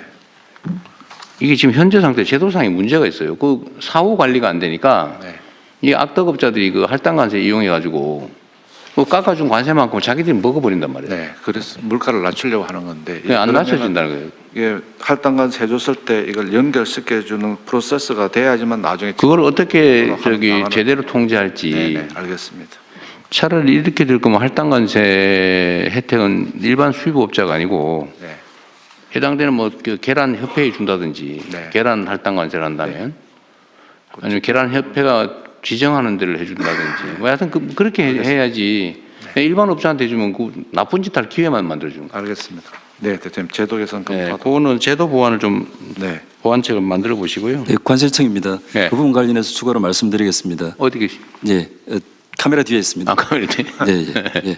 그 할당 관세 지금 말씀 주신 부분을 저희 관세청에서도 원래 그 할당 관세 관련된 그 품목이 수입이 되면은 그 부분을 40일 이내에 반출을 해야 되는데 그 반출 안 하고 그냥 창고에 둔다든지 그런 부분들을 단속했고요. 그리고 또 계란 파동이 있었지 않았습니까? 그래서 미국산 계란이 들여왔을 때 그게 오히려 더 그 반대로 무단으로 반출되는 그 사전에 그런 경우들도 있고 그 대통령님 말씀하신 그런 할당 관세 자체의 어떤 물량 부분을 그 고의를 가지고 불법으로 하는 부분들도 저희들이 단속을 하고 있습니다. 예를 들어서 특정한 업체 할당 양 자체가 정해지가 있는데 그 부분을 뭐 자회사를 실제로 만들어 가지고 그 자회사가 또 할당을 받아서 전체 물량을 높게 만들어서 다른 업체들이 그 피해를 보는 그런 다양한 부분들을 맞습니다. 행정지도 또는 필요하면 저희들이 검찰에 고발해서 또 형사처벌도 하고 있습니다. 그런 문제에 대한 수사 권한은 누구한테 있어요? 관세청에 있습니다. 수사 권한. 수사 권한은 아까 검찰에 고발한다 그래서 한 말이에요? 예, 저희 관세청에서 기본적인 수사를 하고요. 수사 권한이 있어요? 수사 권한이 있습니다. 특사경에 저희들이 근데 뭐 고발을 해요? 송치하는 거겠지. 예, 송치를 기본적으로 그 수사 입건 단계부터 검찰에 보고를 해서 저희들이 수사를 얘기 자꾸 복잡하게 하지 마시고요. 수사 권한이 있어요? 그런 문제에 대해서? 저희들이 수사 권한이 있습니다. 있어요. 그러면 9개 분야에 대해서 저희들이 지금 말씀하신 권한이 사례에 있습니다. 대한 수사 권한도 있냐 그 말이에요. 그러면 이제 고발할 일이 아니고 수사를 해서 넘겨야 되겠죠. 하여튼 이게 뭔 제도를 만들어 놓으면 그 악용하는 사람들이. 예, 대통령 요거는 저희들이 하여튼 좀 물량도 저희들이 딱 정하고 가격도 해주면 인센티브가 굉장히 큽니다. 그래서 한번 제도 개선 마련하도록 하겠습니다. 제도 개선도 그러고 이게 하루 이틀 얘기가 아니고 계속 반복되는 일인데 괜히 이거 세금만 깎아주고 시스템적으로 누가 가든지. 부당이득 취하고 네, 그렇게 하겠습니다. 하여튼 이런 게 한두 군데 있는 게 아니라는 거. 사회 각 분야에 뭐 온 동네에 있어서 이런 걸 좀 철저하게 관리해야 되고. 또 검찰도 나오셨어요? 예, 나와 있습니다. 검찰이나 경찰은 원래 이 수사 권한이 있는 거니까 그죠? 예, 그렇습니다. 그러니까 이런 것도 좀 기획 수사도 좀 하시고.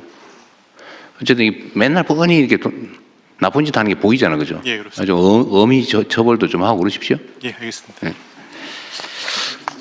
좀 더 올리면 그 특사경 아까 전에 수사권 확대 부분인데 저희들이 이런 그 할당 관세와 관련한 부분이든 또 다른 부분이든 저희들이 실제 수사를 해보면은 저희들이 특사경상 수사권이 없는 그 사기 횡령 이런 부분들을 저희들이 발견하게 됩니다. 그래서 그런 부분들은 검찰에 송치를 할 때 그걸 고발해야지. 그 참고 자료로 저희들이 보내고 있는 상황인데 저희들이 무역 범죄와 관련해서는 좀 일관성 유지를 위해서 나중에 법무부에도 그 말씀드리겠지만 그 무역 범죄와 관련한 사기 횡령 이 부분에 대한 수사권 확보들이 저희 관세청 수건 사업이긴 합니다. 그거는 쉽지 않을 걸요. 일반 범죄 수사권까지 계속 확대하면 끝이 없어가지고 그건 나중에 따로 한번 토론을 해보세요. 그리고 이 최근에 생리대 얘기를 좀 했더니 그게 보니까 결론적으로는 생산 원가 문제가 아니고 유통 비용이 너무 비싸다고 그러던데 하여튼 이 유통 구조 이게 생리대는 보니까 보고서상으로는 유통 비용이 50%라네. 네. 네. 네, 네. 네, 유통 비용이 50%라 그랬죠. 네, 네. 이게 지금 문제가 좀 네, 좀 그래요, 그죠? 네. 근데 이게 유통구조 개혁도 주로 농수산물 관련돼서만 얘기를 했는데 농산물이 한 5-60% 된다고 유통비용이 50%인데 이게 뭐 생리대도 50%라고 해서 제가 놀랐어요. 맞습니다. 네. 그래도 뭔가 구조적인 문제가 좀 있어 보입니다. 일단 유통구조 개혁도 네. 전체 산업 개혁 과제로 좀 어떻게 해야 될 것 같아요. 네. 그다음에 이거 좀 딴 얘기인데 제가 생각나는 대로 얘기해서 좀 미안합니다. 국토부 나오셨어요? 이 철도 차량 수급 문제는 어떻게 좀 대책이 좀 돼갑니까? 예, 세우고 있습니다. 어떻게? 이제 현재는 여러 가지 검토하고 있는데요. 그 철도 납품 지원했던 회사 자체를 아예 그 저희 공기업화하는 방안도 검토하고 있고요. 또 여러 가지 자금을 끌어들여서 실제 그 정상화할 수 있는 대책을 구체적으로 세우게 해서 안 될 경우에는 현재 3차 계약을 취소하고 새로운 그 계약 관계를 해서 그러니까 그건 뭐 당연한 건데 그게 현실적으로 제가 보기에는 거의 실질적 대책이 불가능한 상태가 돼서 하는 얘기예요. 그 지금 우리나라의 그 열차 차량 생산하는 데가 3군데밖에 없다면서요. 그러니까 그래서 자기들끼리 이렇게 너는 저 고속철, 너는 저 일반 기차. 이런 식으로 한다는 소문이 있던데. 네, 맞습니다. 지금 그렇게 구조적으로 될 위험성이 있는 겁니다. 대책을 좀 실효적인 대책이 있냐. 네. 지금 뭉하오 이런 거는 차량 공급을 못 받아가지고 지금 거의 뭐 덜덜거리는 거 끌고 다닌다면서요. 그렇죠. 상당히 그 노후화된 기차를 운영해야 될 형편입니다. 부족하진 않아요. 그럼 노후화된 거라도 있으면 다행인데. 네, 현재까지는 그 부족하진 가능한 거고요. 다만 어쨌든 빨리 교체하지 않으면 안 되기 때문에 그 점을 주안점에 두고 준비하고 있습니다. 그러니까 구체적으로 뭔지 나중에 빨리 보고는 한번 해주세요. 알겠습니다. 걱정돼서 그럽니다. 네. 몇 년씩이나 지연될 것 같아서. 예, 나오시죠. 예, 다른 의견이 있었으면 본 안건은 원안대로 접수하겠습니다. 다음은 경제적 제재 합리화 방안을 공정거래위원장께서 보고해 주시기 바랍니다. 예, 공정거래위원회 경제적 제재 합리화 방안에 대해 보고드리겠습니다. 먼저 추진 배경으로 공정거래와 관련된 법률 위반 시 현행 과징금 한도가 매우 낮은 편이어서 불공정 행위 억제와 억제하는 데 한계가 있는 상황이 아주 오랫동안 지속돼 왔던 현실입니다. 또한 조사 불응에 대한 현행 제재 수준도 미흡한 실정입니다. 이에 과징금 수준을 끌어올리고 조사 불응 시에 금전적 제재도 신설함으로써 법 위반 억제력을 확보하고자 합니다. 첫 번째, 과징금 상한을 선진국 수준으로 선진국 수준으로 높이고 부과체계를 전면 개편하겠습니다. 우선 해외 법제 대비 과징금 수준이 낮은 행위들을 중심으로 과징금 부과율을 높이겠습니다. 예를 들어 전 세계 경쟁 당국이 공통적으로 규율하는 시장 지배적 지위 남용의 경우 과징금 한도가 현행 관련 매출액의 6%에서 20%로 다른 선진국 수준으로 끌어올리겠습니다. 또한 정액 과징금 상한도 공정거래 분야 7개 법률 모두 최대 10배까지 높여야 다른 선진국 수준의 제재가 가능해집니다. 다음으로 반복적인 법 위반 기업에 대한 과징금 가중도 강화해야 합니다. 한 번만 반복해도 법 위반을 최대 50% 위반 횟수에 따라서 최대 100% 가중되도록 개선해야 선진국 표준에 맞는 제재가 가능합니다. 이와 함께 과징금 부과 체계도 전면 개편하겠습니다. EU, 독일 등과 같이 과징금 부과 시 기업 규모를 반영하는 방안을 포함해서 근본적인 개선 방안을 연구 용역과 함께 TF 논의를 거쳐 발표하겠습니다. 둘째, 공정위 조사에 불응하는 행위에 대한 과징금 등 경제적 제재를 신설해서 조사권을 강화하겠습니다. 우선 피조사자 업체들이 공정위의 현장 조사, 자료 제출 요구 등에 응해야 하는 의무를 명확히 규정하고 공정위 조사에 불응하는 경우 과징금 및 이행 강제금을 현실적인 수준으로 부과하도록 하겠습니다. 과징금은 연 매출액의 1%까지, 이행 강제금은 일 매출액의 5%까지 부과할 계획입니다. 이처럼 선진국 표준에 맞는 경제적 제재 합리화 그리고 조사권 강화는 시급히 이루어져야 합니다. 과징금 상한 현실화와 조사권 강화는 법률 개정이 필요한 사항이므로 1분기 내에 개정안 발의되도록 추진하겠습니다. 과징금 체계 전면 개편 방안도 연내 확정 발표하도록 추진하겠습니다. 법 위반 반복, 중대성 판단 기준 등 고시 개정은 상반기 내에 개정 작업을 완료하도록 하겠습니다. 이상입니다. 뭘 연내에 한다고요? 과징금 상한을 높이는 법률 개정안. 부처의 법을. 예, 법 개정을 연내에 하겠습니다. 지금 이제 공정거래 소관만 이렇게 하고. 네. 이건 최대한 빨리 해야 되겠죠. 예. 다른 부처 개정을 목표를 1년으로 삼으면 1년 안에 될 리가 없잖아요. 그것도 왜 그 1년씩이나 걸리는지 잘 모르겠어요. 그래서 1분기 내에 개정안을 발의하고요. 네. 가능한 빨리 할 수 있도록 하겠습니다. 목표를 1년으로 자꾸 그러지 마시라고요. 목표를 빨리 앞당기도록 하겠습니다. 현실적으로 좀 땡겨서 하시라는 말씀이고요. 지금 이거 정할 수는 없고 다른 부처들도 마찬가지죠. 그리고 저 하나 궁금한 게 있는데 1페이지 1의 1, 2의 1의 1 과징금 상한을 상향하는데 지금 현재 예를 들면 시장 지배적 행위 남용 이거를 관련 매출액의 6%가 아니고 6% 이하겠죠.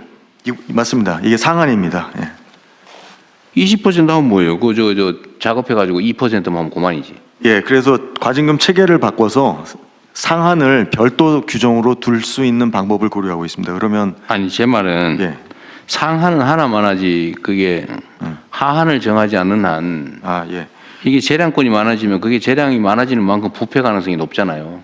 부패의 유인이 많아지지 않냐 그 말이에요. 그러니까 적용을 상한에서 멀리하는 이유 중에 하나는 법률에 이 과징금 부과율 상한이 법률 상한이기도 합니다. 그래서 이 상한을 넘어가는 지금 이거를 이제 법률을 고치겠다는 거 아니에요? 맞습니다. 그러니까 6% 이하나 20% 이하나 해놓으면 누군가가 20% 할 수는 있긴 한데 이게 공정거래위 소관은 돈이 걸린 거라서 제가 그러잖아요. 돈이 막이라고. 그래서 고시 개정을 로비, 해서 압박 이런 거 어떻게 견딜 건데? 그래서 해가지고 막 하면 결국은 이 부패 원인이 된다 그 말이에요. 맞습니다. 이거 어떻게 그 대책은 뭐예요? 그래서 고시 개정을 해서 이게 중대성 판단할 때 중대할 경우 그리고 뭐 중간일 경우 경미할 경우 각각 이게 이제 정액이 아니고 비율이기 때문에 위반을 하면 기본적으로 그 금액을 하고 이런 저런 사유가 있으면 깎아주는 걸로 이렇게 해야지. 그게 이제 일본식 방법인데요. 그래서 지금은 이제 저희 안은 지금 뭐 중대할 때 10% 경미 10%에서 시작해서 이제 가중사유 부과해서 올라갈 수는 근데 있는데 그거는 법에다 그렇게 정할 건 아니잖아요. 그건 고시입니다. 그래서 고시 개정 먼저 하려고 합니다. 현재 6% 범위 내에서 그러니까 법 개정 안 되면은 고시 개정을 해서라도 6%가 지금은 이제 3%부터 시작하는 경우가 많은데 더 높은 비율에서 시작합니다. 그러니까 6% 범위 내에서 그렇습니다. 근데 너무 손방망이에요. 뭔 방망이라고? 동의합니다. 그래서 공정거래위는 그런 비난을 많이 받잖아요. 그렇습니다. 힘센 데를 상대하니까 조사도 제대로 안 하고 시간 질질 끌어서 몇 년씩 걸리고 다른 기관은 조사도 못하게 막아놓고 그리고 최종적으로 결과가 나와도 뭉기작 그래가지고 뭐 6% 해봐야 실제로 부과하는 건 3%부터 계속 깎아준다면서요. 지금 이렇게 된다니까요. 지금 그렇게 하고 있는데 20%로 해놔봐야 그 우리 공정거래위원장께서는 의지가 있겠지만 그 땀만 먹은 사람이 하면 이하니까 아예 너무 과하다 무슨 뭐 기업 보호 어쩌고 하면서 그냥 1%만 해버릴 수도 있고 그걸 막아야 된다 그 말이죠. 너무 쉽게 그냥 상한만 올리면 뭐하냐. 부패 여지만 커진다. 그러니까 하한을 두는 것도 저희가 고려는 해봤는데요. 근데 이제 이 법 위반을 하는 이제 작은 기업들도 있기 때문에 작은 기업은 매출이 작으니까 똑같잖아요. 정액이 아니니까 내가 하는 말이에요. 그럼에도 불구하고 이제 매출이 작더라도 아니 그러니까 그런 걸 좀 자세히 연구를 좀 하시자고 말이죠. 예, 이게 그렇습니다. 예. 주로는 그 공룡 기업들 이 뭐 조그마한 회사가 이런 거 위반 잘 안 해요. 시장 지배적 지위를 가진 조그마한 기업이 어디 있어요? 그래서 말씀하셨던 것처럼 공룡 기업에게는 그 기업 규모에 따라서 과징금 부과 체계가 다르게 적용되도록 하는 방안이 연구를 좀 위에서 해보십시오. 적용하는 그냥 방안. 상한만 올린다고 능사가 아니다 그 말이에요. 맞습니다. 오히려 공정거래 권한만 커져가지고 소위 정관예우 만들기 더 쉬워져요. 네. 그래서 그런 고민도 좀 해주십시오. 저는 제도를 뭔가 설계할 때는 언제나 악용될 경우를 대비하시라고요. 예, 예. 악용될 경우를. 그렇습니다. 네, 말씀하신 거 유념해서 네. 잘 설계하도록 하겠습니다. 그리고 이게 과징금하고 과태료하고 정확한 차이가 뭐예요? 혹시 아시는 분 있어요? 대체로 보면은 법제처장입니다. 예, 그 과징금은 이게 굉장히 사안이 중대한 경우이고 고액입니다. 근데 그리고 이제 기업 위주이고, 근데 과태료는 개인 위주이고 좀 적은 사안이고, 금액도 기본법에서는 최대한이 500만 원으로 되어 있습니다. 무슨 기본법? 질서 위반 행위 규제법이라고 있습니다. 예. 과태료는? 예, 과태료는. 그러니까 성격상으로 사실 크게 차이 나는 건 아닙니다. 그래요? 예. 예를 들면은 저 관세청입니다. 예를 들면은 쉽게 그 예를 들어드리면 과징금하고 과태료 차이가 그 제 관세청 소관이긴 한데요. 외국환 거래법 위반했을 때는 그 경미할 경우에는 과태료로 처벌하고요. 그 다음에 이제 그 대무역법 그 산업부 소관이 대무역법을 위반했을 때는 과징금을 부과합니다. 그래서 그렇게 법률에 따라서 과징금과 과태료가 구분돼서 운영되고 있습니다. 뭐 분리되어 있는 건 알겠는데 본질적 개념의 차이가 뭔지 잘 몰라서. 네, 대통령 과징금은 기본적으로 이제 경제적 부당 이득에 대한 환수 개념이고요. 과태료는 행정 질서 벌입니다. 그래서 행정 질서를 지켜지지 않았을 때 경미하게 내리는 행정 경제벌이라고 생각하시면 되겠습니다. 단순한 둘 다 행정벌입니다. 네. 이익을 환수한다. 네, 부당이득의 환수 개념이 이제 과징금에 강하게 들어 있습니다. 대신 이제 그 개인정보 침해 같은 경우는 기회를 좀, 그 경우는 부당이득의 환수는 아니지만 그 국민의 그 개인정보를 제대로 관리하지 못한 것에 대한 책임을 묻는 성격의 과징금입니다. 예. 아니, 제가 보충 말씀드리겠습니다. 안 해도 됩니다. 그럼 이제 그만해요. 헌법학자가 말하시죠. 네. 아니, 부당이득만 한정하는 건 아니고 경제적 제재를 과해서 그 행위를 다시 하지 못하게 하는 그런 위화 효과도 가지고 있는 겁니다. 과태료도 과징금이 그렇습니다. 과태료는 그냥 응징이에요. 말씀을 하는데 경제 제재를 부과해서 위화 효과를 가지고자 하는 압박 목적이 효과고, 있고, 네, 재발 방지를 위한 겁니다. 과태료는 질서를 어긴 거에 대한 형식적 응징이고, 예. 네. 그 조금 더 그럴듯해 보이네요. 알겠어요. 헌법학자로 좀 다르시네. 자, 다음. 예, 의견이 없으시면 이 안건은 원안대로 접수하겠습니다. 그러면 대통령 하나 남았습니다. 1번 안. 2개 나오죠, 2개. 기본. 이거 뭐 협조사항입니다. 혈액 수급 안정화는 뭐예요? 예, 협조사항입니다. 이거는. 아, 그래요? 예. 그러면은 기본사회 추진 체계 추진 방향은 요약 간단하게 하시죠. 이거 뭐 너무 길게 얘기할 건 아니고. 예, 행안부 장관님 계획된 대로 준비해서 시행하면 되는 거니까요. 네. 예, 간단하게 할 수 있으면 해보겠습니다. 네. 그것도 능력이라고 합니다. 기본사회 추진 체계 및 추진 방향을 보고드리겠습니다. 먼저 기본사회 개요입니다. 현재 대한민국은 저성장 양극화, 저출생 고령화 등 복합적인 위기 상황에 처해 있습니다. 이에 단편적 부분적인 이 구성원 보호를 넘어서 모든 국민의 모든 영역에서의 기본적 삶 보장에 대한 요구가 높아지고 있습니다. 모든 국민의 기본적인 삶을 실질적으로 보장하는 기본 사회를 주요 정책 방향으로 우리 정부는 설정하고 있는데요. 기본 사회로의 전환을 뒷받침하기 위해 국정과제로 기본 사회 실현을 위한 추진 체계 마련을 포함하였습니다. 기본사회위원회 설치에 관해서 보고드리겠습니다. 지난 국무회의에서 기본사회위원회 설치 및 운영에 관한 규정이 의결돼서 오늘 시행됩니다.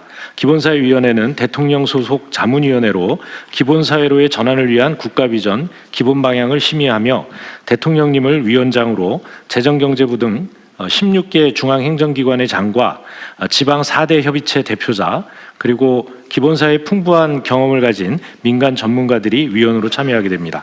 위원회는 관계 부처 및 지방정부, 학계, 일반 국민들이 제안한 안건을 실무위원회를 통해 사전 검토한 후에 본회의에 상정하고 심의 조정해서 확정하고 보고드릴 예정입니다.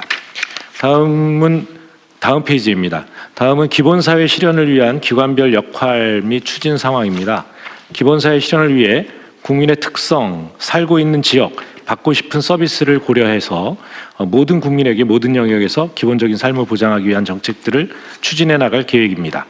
기본사회위원회는 정책 환경과 상황을 분석하고 국민의 정책 수요에 대한 조사를 통해 비전과 정책을 제시하고 또 정책 효과에 대한 평가 지표를 개발, 주요 사업의 추진 성과를 평가하는 역할을 하게 됩니다. 또 관련 중앙행정기관은 기본사회 전환을 위해 소득, 주거, 금융, 안전 이 뒤에 표가 쭉 되어 있는데요. 각 부처에서 기본사회와 관련된 이 국정 과제를 중심으로 이 올해부터 추진할 과제들을 모아놨습니다. 이런 역할들을 중앙행정기관에서 부처별 정책의 연계와 협력을 통해 시행해 나가게 됩니다. 또 각 지방정부는 해당 지역 주민, 시민사회의 소통, 그리고 지역 수요에 부합하는 사업을 추진하기 위해 이 다양한 소통 창구를 마련하고 우수 사례 벤치마킹을 통해 지역에 맞는 기본사회를 만들게 됩니다. 또한 여주 구양리 사례처럼 이 사회연대경제 조직을 활용해서 지역을 기반으로 정책 수행 과정에 적극적인 전달 체계를 만들도록 해 나갈 예정입니다. 이와 관련해서 부처 협조사항을 말씀드리겠습니다. 각 부처에서는 국민들께서 실생활의 변화를 체감할 수 있도록 기본적 삶의 수준에 대한 다양한 의견을 수렴하고 구체적 과제를 발굴해서 신속하고 적극적으로 추진해 주시기 바랍니다. 아울러 위원장이신 대통령님과 당연직 위원을 맡으신 장관님들의 기본사회에 대한 지속적인 참여와 협조를 요청드립니다. 이상입니다. 네, 각 부처별 말씀 듣기 전에 분야별 기본사회 주요 내용 표 있잖아요. 그거를 조금 페이지를 넘겨가면서 좀 보여드리고. 제가 그럼 그것도 간략하게 아니 그 설명해도 너무 많아서요. 복지, 주거, 금융 분야, 그리고 보건 의료 분야. 지금 대체로 기본 금융, 기본 의료, 기본 노동, 기본 돌봄, 노동과 일터, 돌봄 분야, 다음에 교육 분야도 있고요. 공교육이고요. 기본 교통 및 기본 통신, 인공지능, AI 기본사회 기본계획입니다. 여가 문화에 관한 기본사회. 네네. 어쨌든 이런 정책 목표들을 가지고 있다는 것이고 이걸 세부적으로 다 설명하실 필요는 없을 것 같고요. 네. 각 부처에서 정한 대로 잘 추진하시기 바랍니다. 이건 이렇게까지 하고 넘어가죠. 네. 대통령님, 아까 지방정부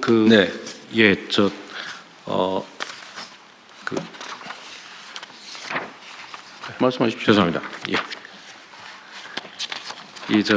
체납관리단 운영과 관련해서 제가 중요한 걸 하나 보고를 못 드렸습니다. 말씀하십시오. 이제 인력을 조속히 확충하고 그 인력들의 이제 생활임금 또는 적정임금을 유도하기 위해서 이제 정부에서 체납관리단을 운영하는 지자체의 인건비의 일부를 보조해 주셨죠. 일부를 보조를 해야 되는데 현재 예산이 확보가 안 되어 있습니다. 그래요? 예, 그래서 기획예산처에서 예산을 좀 확보를 해주시면 조속히 시행하도록 하겠습니다. 그게 지금은 그 항목 예산은 당연히 없을 거고. 예. 어차피 우리가 적정한 시기에 이거 좀 예산을 추경으로 조정을 해야 되잖아요. 언제가 될지 모르지만 올 내내 안 할 건 아니고 그때 하는 걸 전제로 지원을 해주기로 약속을 하고 지방정부 예산을 일단 지급하면 나중에 보전을 해주는 것도 포함해서 미리 시행을 하고 미리 하라고 하시죠. 한 말씀만 드려도 되겠습니까? 근데 이게 지금 중앙정부 세입이 늘어나는 게 아니고 이게 지방정부 세입이 늘어나는 측면도 있고요. 이거는 또 명백하게 보면 지방자치법 13조에 보면 지방세하고 관련되는 것도 지방자치사무인 측면도 있고요. 그리고 성남시하고 경기도에서 시행한 선례를 보면은 그때는 성남시가 다 부담한 적도 있고 경기도하고 성남시가 반반씩 부담한 것도 있습니다. 그래서 이거는 지금 이렇게 국가에서 무조건 지원한다라고 확정짓지 마시고 좀 그런 사정들을 종합적으로 좀 살펴보면 안 되겠습니까? 그러세요 그러면. 네. 오늘 확정하지 말죠. 대통령 이것은 이제 그 기간제 그 자리를 늘리게 되는데요. 그렇게 되면 주로 20, 30대 청년들이 이 지원을 하게 될 겁니다. 그래서 우리 정부에서 추진하고 있는 청년 뉴딜 사업의 네. 일환으로도 추진을 해주시면. 그러니까 일자리 사업 그런데 그 예산은 있어요? 그거 없잖아요, 그것도. 예, 없습니다 지금은. 그러니까 그 부분은 그러니까 이게 어차피 세입 들어봐야 지방 정부 거고. 예. 실제로는 이게 절대 손해가 안 나거든요. 예, 그렇습니다. 뭐 예. 실제 경험적으로 그렇기 때문에. 예. 각 지방자치단체 한 성남시 규모의 그때 한 200명 뭐 이렇게 뽑았을 때는 그보다 한 2배 억 단위 그 세입이 늘어나더라고요.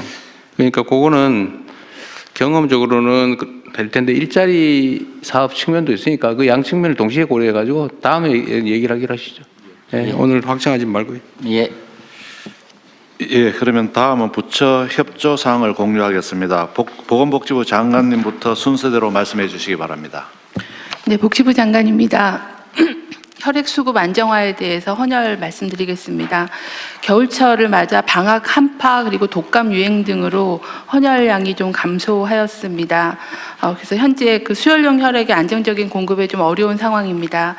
올해 들어서는 전년보다는 헌혈자가 증가하였으나 최근에 의료가 좀 정상화되면서 혈액 사용량이 늘어나고 있어서 적정 수준 이하를 유지하고 있습니다. 많은 분들이 도움을 주셔서 현재 회복 중입니다. 오늘 기준으로는 4.91분 정도를 보유하고 있지만 설 연휴 전에 충분한 혈액을 확보하는 것이 필요합니다. 국민 여러분들께서는 가까운 헌혈의 집을 방문하셔서 헌혈에 참여해 주시기를 부탁을 드리고 각 부처청에서도 자율적으로 헌혈에 대해서 참여해 주시고 또 소속 산하기관 등에서도 헌혈에 참여할 수 있도록 안내를 해 주시기를 부탁을 드리겠습니다. 이상입니다.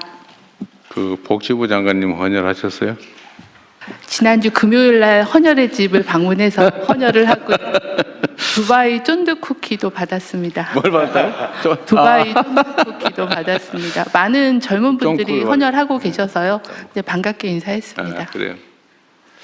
어쨌든 이 솔선수범하는 모습을 좀 보여줘야 될 텐데 그럼 연구를 한번 해보십시오.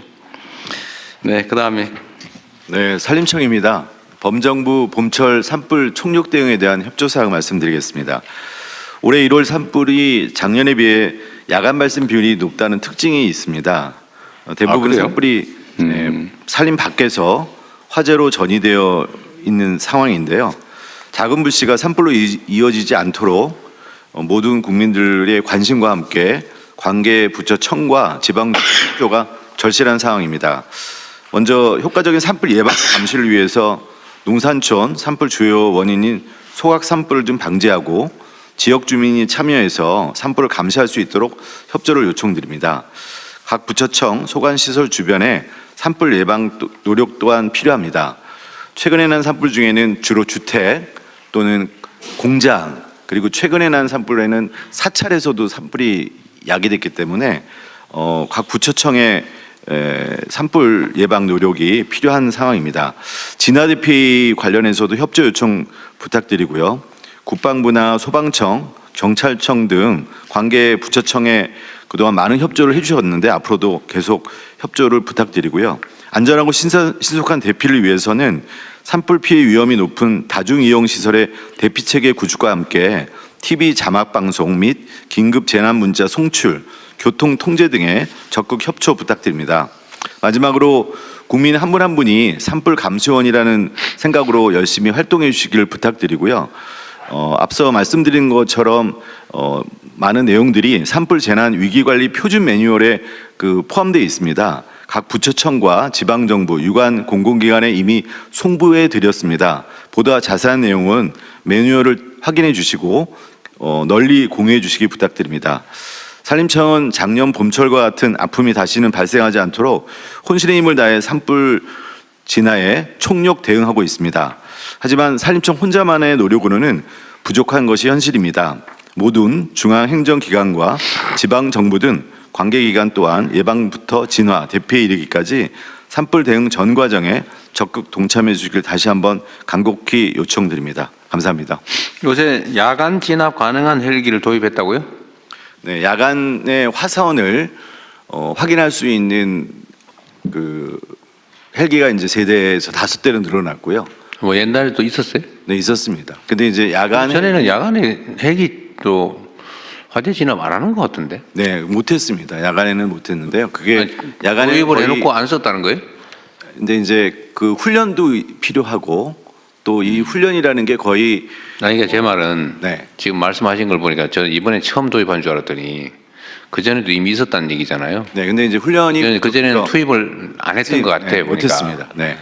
근데 그 이유가 훈련이 안 돼 있었고 훈련 때문에? 네, 거의 야간에 헬기 운영은 장님이 운전하는 거랑 똑같다라고 그러니까 하시더라고요. 네. 그럼에도 불구하고 야간 진압이 가능하다는 헬기를 가지고 있었다. 2대인지 3대를 가지고 있었는데 이번에 추가로 더 도입했다. 네, 맞습니다. 그러니까요. 내가 말씀 들어보니까 그런 거예요. 3대가 있었는데 뭐 야간에 운행은 위험하니까 안 했다 이 말인데 이번에는 2대를 추가로 도입하면 5대를 야간에 투입하는 거예요. 아니면 3대는 놔두고 2대만 야간에 투입하는 거예요. 5대를 투입할 수 있게 됐습니다. 네. 아, 그래요? 뭐 훈련은 다 돼 있어요? 훈련을 지금 계속 하고 있습니다. 네. 어쨌든 이게 밤에는 당연히 못 끄는 걸로 우리 국민들은 다 알고 계셔서 안전 문제가 최우선이기 때문에요. 네. 야간 헬기뿐만 그러긴 아니라 한데 야간에 투입할 수 있도록 훈련하고 준비는 해야지. 그러니까 그럼 말로 그 야간 투입 가능한 헬기 사냐고요. 네. 사놓고 안 썼다는 얘기잖아요 지금. 처음 알았는데 잘 준비해서 하십시오. 밤에 지금 주로 불이 번지잖아요. 헬기를 네, 맞습니다. 못하니까. 네. 잘 준비해서 안전하게 잘 야간 진압도 많이 활성화하십시오. 네, 혼신의 힘을 다하겠습니다. 네. 자, 그다음에 네, 문체부 보고 드리겠습니다. 2026 동계올림픽이 2월 6일부터 22일까지, 패럴림픽은 3월 6일부터 15일까지 이탈리아 밀라노와 코르티나 일원에서 열립니다. 우리 선수단은 올림픽 6개 종목 130명, 패럴림픽 5개 종목 47명이 참가합니다. 안전한 대회 참가를 위해 외교부, 대테러센터, 국정원, 질병관리청 등 관계기관과 함께 선수단의 출입국과 체류, 방역에 걸친 대회 전 과정을 대비했습니다. 또한 국가 상징 오류나 오심, 선수 부상과 같은 위기 상황에 대응할 사전 매뉴얼도 마련했습니다. 대회 기간에는 현지에서 종합 상황실을 가동하고 분산 개최되는 대회의 특성을 감안해서 3개 지역에서 급식 지원센터를 운영할 예정입니다. 또 밀라노 시내에 코리아 하우스를 설치해서 한국의 K컬처와 관광을 알리고 국제 스포츠 외교 활동을 전개할 예정입니다. 밀라노 동계올림픽과 패럴림픽에 국무위원 여러분들의 각별한 관심을 부탁드립니다. 특히 외교부, 대테러센터, 국정원의 긴밀한 협조를 부탁드립니다. 국민 여러분들께서도 선수들의 열정과 도전에 뜨거운 관심과 응원을 보내주시기를 부탁드립니다. 감사합니다. 여기 누가 응원하러 가요? 네, 저는 개막식 때 가서 챙기고. 장관님이? 네. 근데 요새 이 올림픽은 과거에는 그래도 뭐 국민들이 관심도 있으시고 중계도 좀 하고 뭐 그랬는데 요새는 하나도 모르는 상황 비슷해요. 왜 그랬을까요? 왜 그래 됐을까?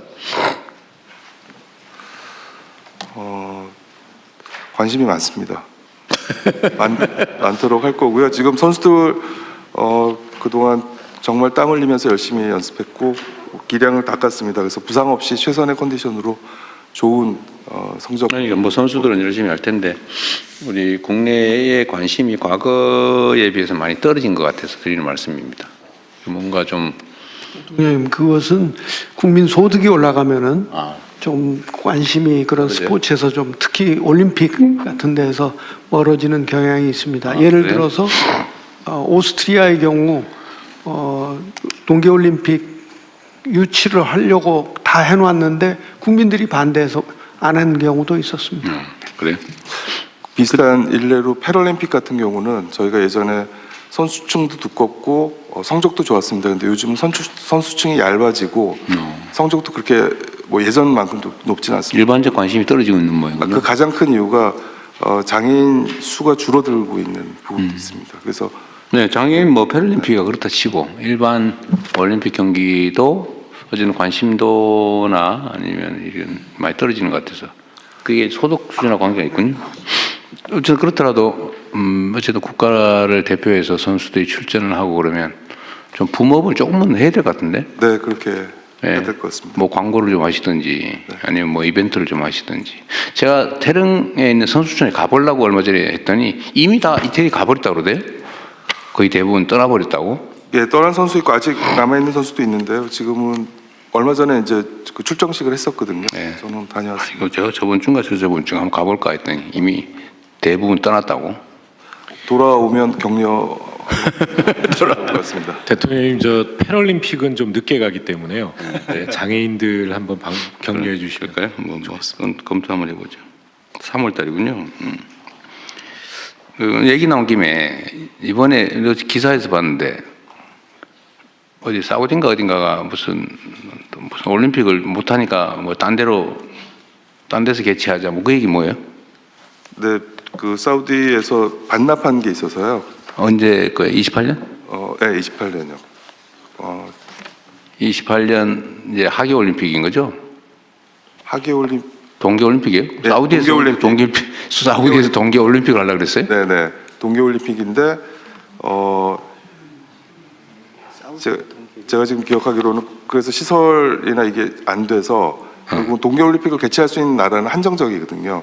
그래서 이제 저희 베이징하고 네, 저희 쪽 연락이 오고 의사가 있는지를 타진하고 뭐 이런. 그래서 어떻게 됐어요? 그거 제가 한번 챙겨보겠습니다. 저희 쪽에서는 조금 난색을 표하는 형태로. 작년 12월인가에 무슨 타진이 왔다는 기사를 봤는데 난 보고를 못 받아서 그 중요한 게 있으면 좀 보고를 좀 하시지. 네네. 그렇게. 지금 무슨 전북 그 여기는 올림픽 유치한다고 동네에 난리인데 지금 전북은 하계 올림픽이어서 지금 전북에서 일단 입장 정리를 하고 있고요. 아니 그게 이제 그런 파인데 네네. 지금 동계 올림픽이라도 어쨌든 어디 다른 나라에서 하려다 못해서 우리나라에 할 수 있냐고 물어봤으면 그게 중요한 현안인데 그 왜 보고도 안 하고 그렇게 처리된다 잘 모르겠어 하는 얘기예요. 지금 보니까 장관님도 잘 모르고 계신 것 같은데. 제가 이해하고 있는 거는 너무 촉박한 일정에 저희가 지금 할 수 있는 사정이 아니어서 그냥 저희는 관심이 없다는 정도의 반응을 보였다. 몇 년도 개최인데요? 그게 제가 기억하는 거는 요 다음 올림픽 내년 내후년 4년 후죠. 그러니까 4년 후? 지금 아시안 동계 올림픽으로. 재난본부장입니다. 동계 아시안 게임 아마 올림픽이 아니고 올림픽이 아니고 아시안 네네. 게임. 네, 네, 알겠습니다. 네, 다음 독립부. 예. 네. 농식품부에서 K푸드 수출 거점 제외 공간 선정과 함께 부처의 협조 요청 좀 드리겠습니다. 저희가 그 K푸드 수출 거점 제외 공간 선정한다고 그 공간들의 공문을 좀 보냈더니 공간들에서 43개 공간을 신청을 해주셨어요. 그래서 그래요? 예, 적극적으로 협조를 해주셔서 감사드리고 외교부에서도 잘 도와주셔서 그 시장의 특성하고 공간 전문성 고려해서 30개소 선정을 하였습니다. 그래서 앞으로 이 30개소 제외 공간 중심으로 해서 민간 협의체도 구성을 할 것이고 우리 기업들이 수출하는데 각종 지원과 함께 현지에서 마케팅에도 우리 제외 공간들이 중점적으로 참여할 수 있도록 그렇게 하려고 합니다. 그래서 그 부처별로 좀 도와주셔야 하는 게 특히 외교부 장관이 많이 도와주셔야 되는데 공간 내에 K푸드 담당관 임무를 부여할 필요가 있습니다. 누가 담당하는지가 명확해야 할 것이거든요. 그런데 저희 농무관이 6개소밖에 없기 때문에 좀 다른 부처에서 나간 그 분들이 담당관 역할을 좀 해주실 필요도 있기 때문에 이 부분 좀 도와주시면 좋겠고 K푸드 홍보를 K푸드 단독으로 하는 것보다는 사실은 우리 문화, 뷰티, 패션 다 같이 하는 게 좋습니다. 그래서 제가 듣기로는 싱가포르 대사관에서 처음으로 K-라운지라는 형태로 우리 K푸드 홍보할 수 있는 그 장소를 이번 주에 연다고 합니다. 그래서 다른 공간에도 좀 이런 사례를 알리도록 하겠습니다. 그리고 우리 수출 기업들이 그 짝퉁 상품 때문에 굉장히 고민을 많이 하거든요. 그래서 앞으로는 지재권을 그 나라에 출원하고 등록하는 거, 그리고 또 위문박품이 발생했을 때 단속을 강화하는 것도 우리 제휴공간에서 협조를 적극적으로 해주시기를 요청을 드리겠습니다. 네, 이상입니다. 이게 이제 인력을 각 분야별로 다 충원하는 것은 너무 조직이 방만해질 가능성이 있고, 지금 K푸드뿐만 아니라 뭐 화장품도 해야 되고 K뷰티도 해야 되고, 예를 들면 자동차도 팔아야 되고 문화 수출도 해야 되고 하자면 엄청나게 많은데, 그거는 일종의 종합상사 관리하듯이 해야지 특정 분야별로 이렇게 하면 인력이 너무 많아져서 안 될 것 같아요. 근데 그 방법을 좀 찾아보시죠. 네, 주재관이 여러 가지 영역의 일을 다 할 수 있도록 이미 하고 있는데, 지금 말씀하신 농림부에서 말씀하신 것은 특별히 좀 지시를 해보겠습니다. 그리고 농림부에서 사실은 매뉴얼을 만들든지 무슨 일이 필요하다, 예. 어느 지역은 뭐가 필요하다 예. 라고 정리해서 보내면 거기서 단순 집행을 하게 예, 이렇게 그렇게 해야지, 하겠습니다. 거기서 네가 알아서 전문적으로 다 연구해서 이러면 안 될 것 같아요. 예. 각 부처들도 다 마찬가지입니다. 예. 문화 분야든 산업 분야든. 그렇죠? 네. 다음은 외교부 장관. 네. 외교부의 한 주황화 정상회의 개최는 그냥 준비해서 잘 하시면 될 것 같습니다. 그 스탄 5개국과 우리 이번에 하나 또 늘었다 그랬죠? 예, 아제르바이잔 6개. 예. 중앙아시아 6개국과 대한민국의 정상회의를 대한민국에서 개최한다 올해. 그렇습니다. 네, 그 준비 잘 하십시오. 예. 예, 그러면 다음은 의안 심의를 진행하겠습니다. 의안 심의는 비공개로 운영되오니 언론인 여러분께서는 협조해 주시기 바랍니다.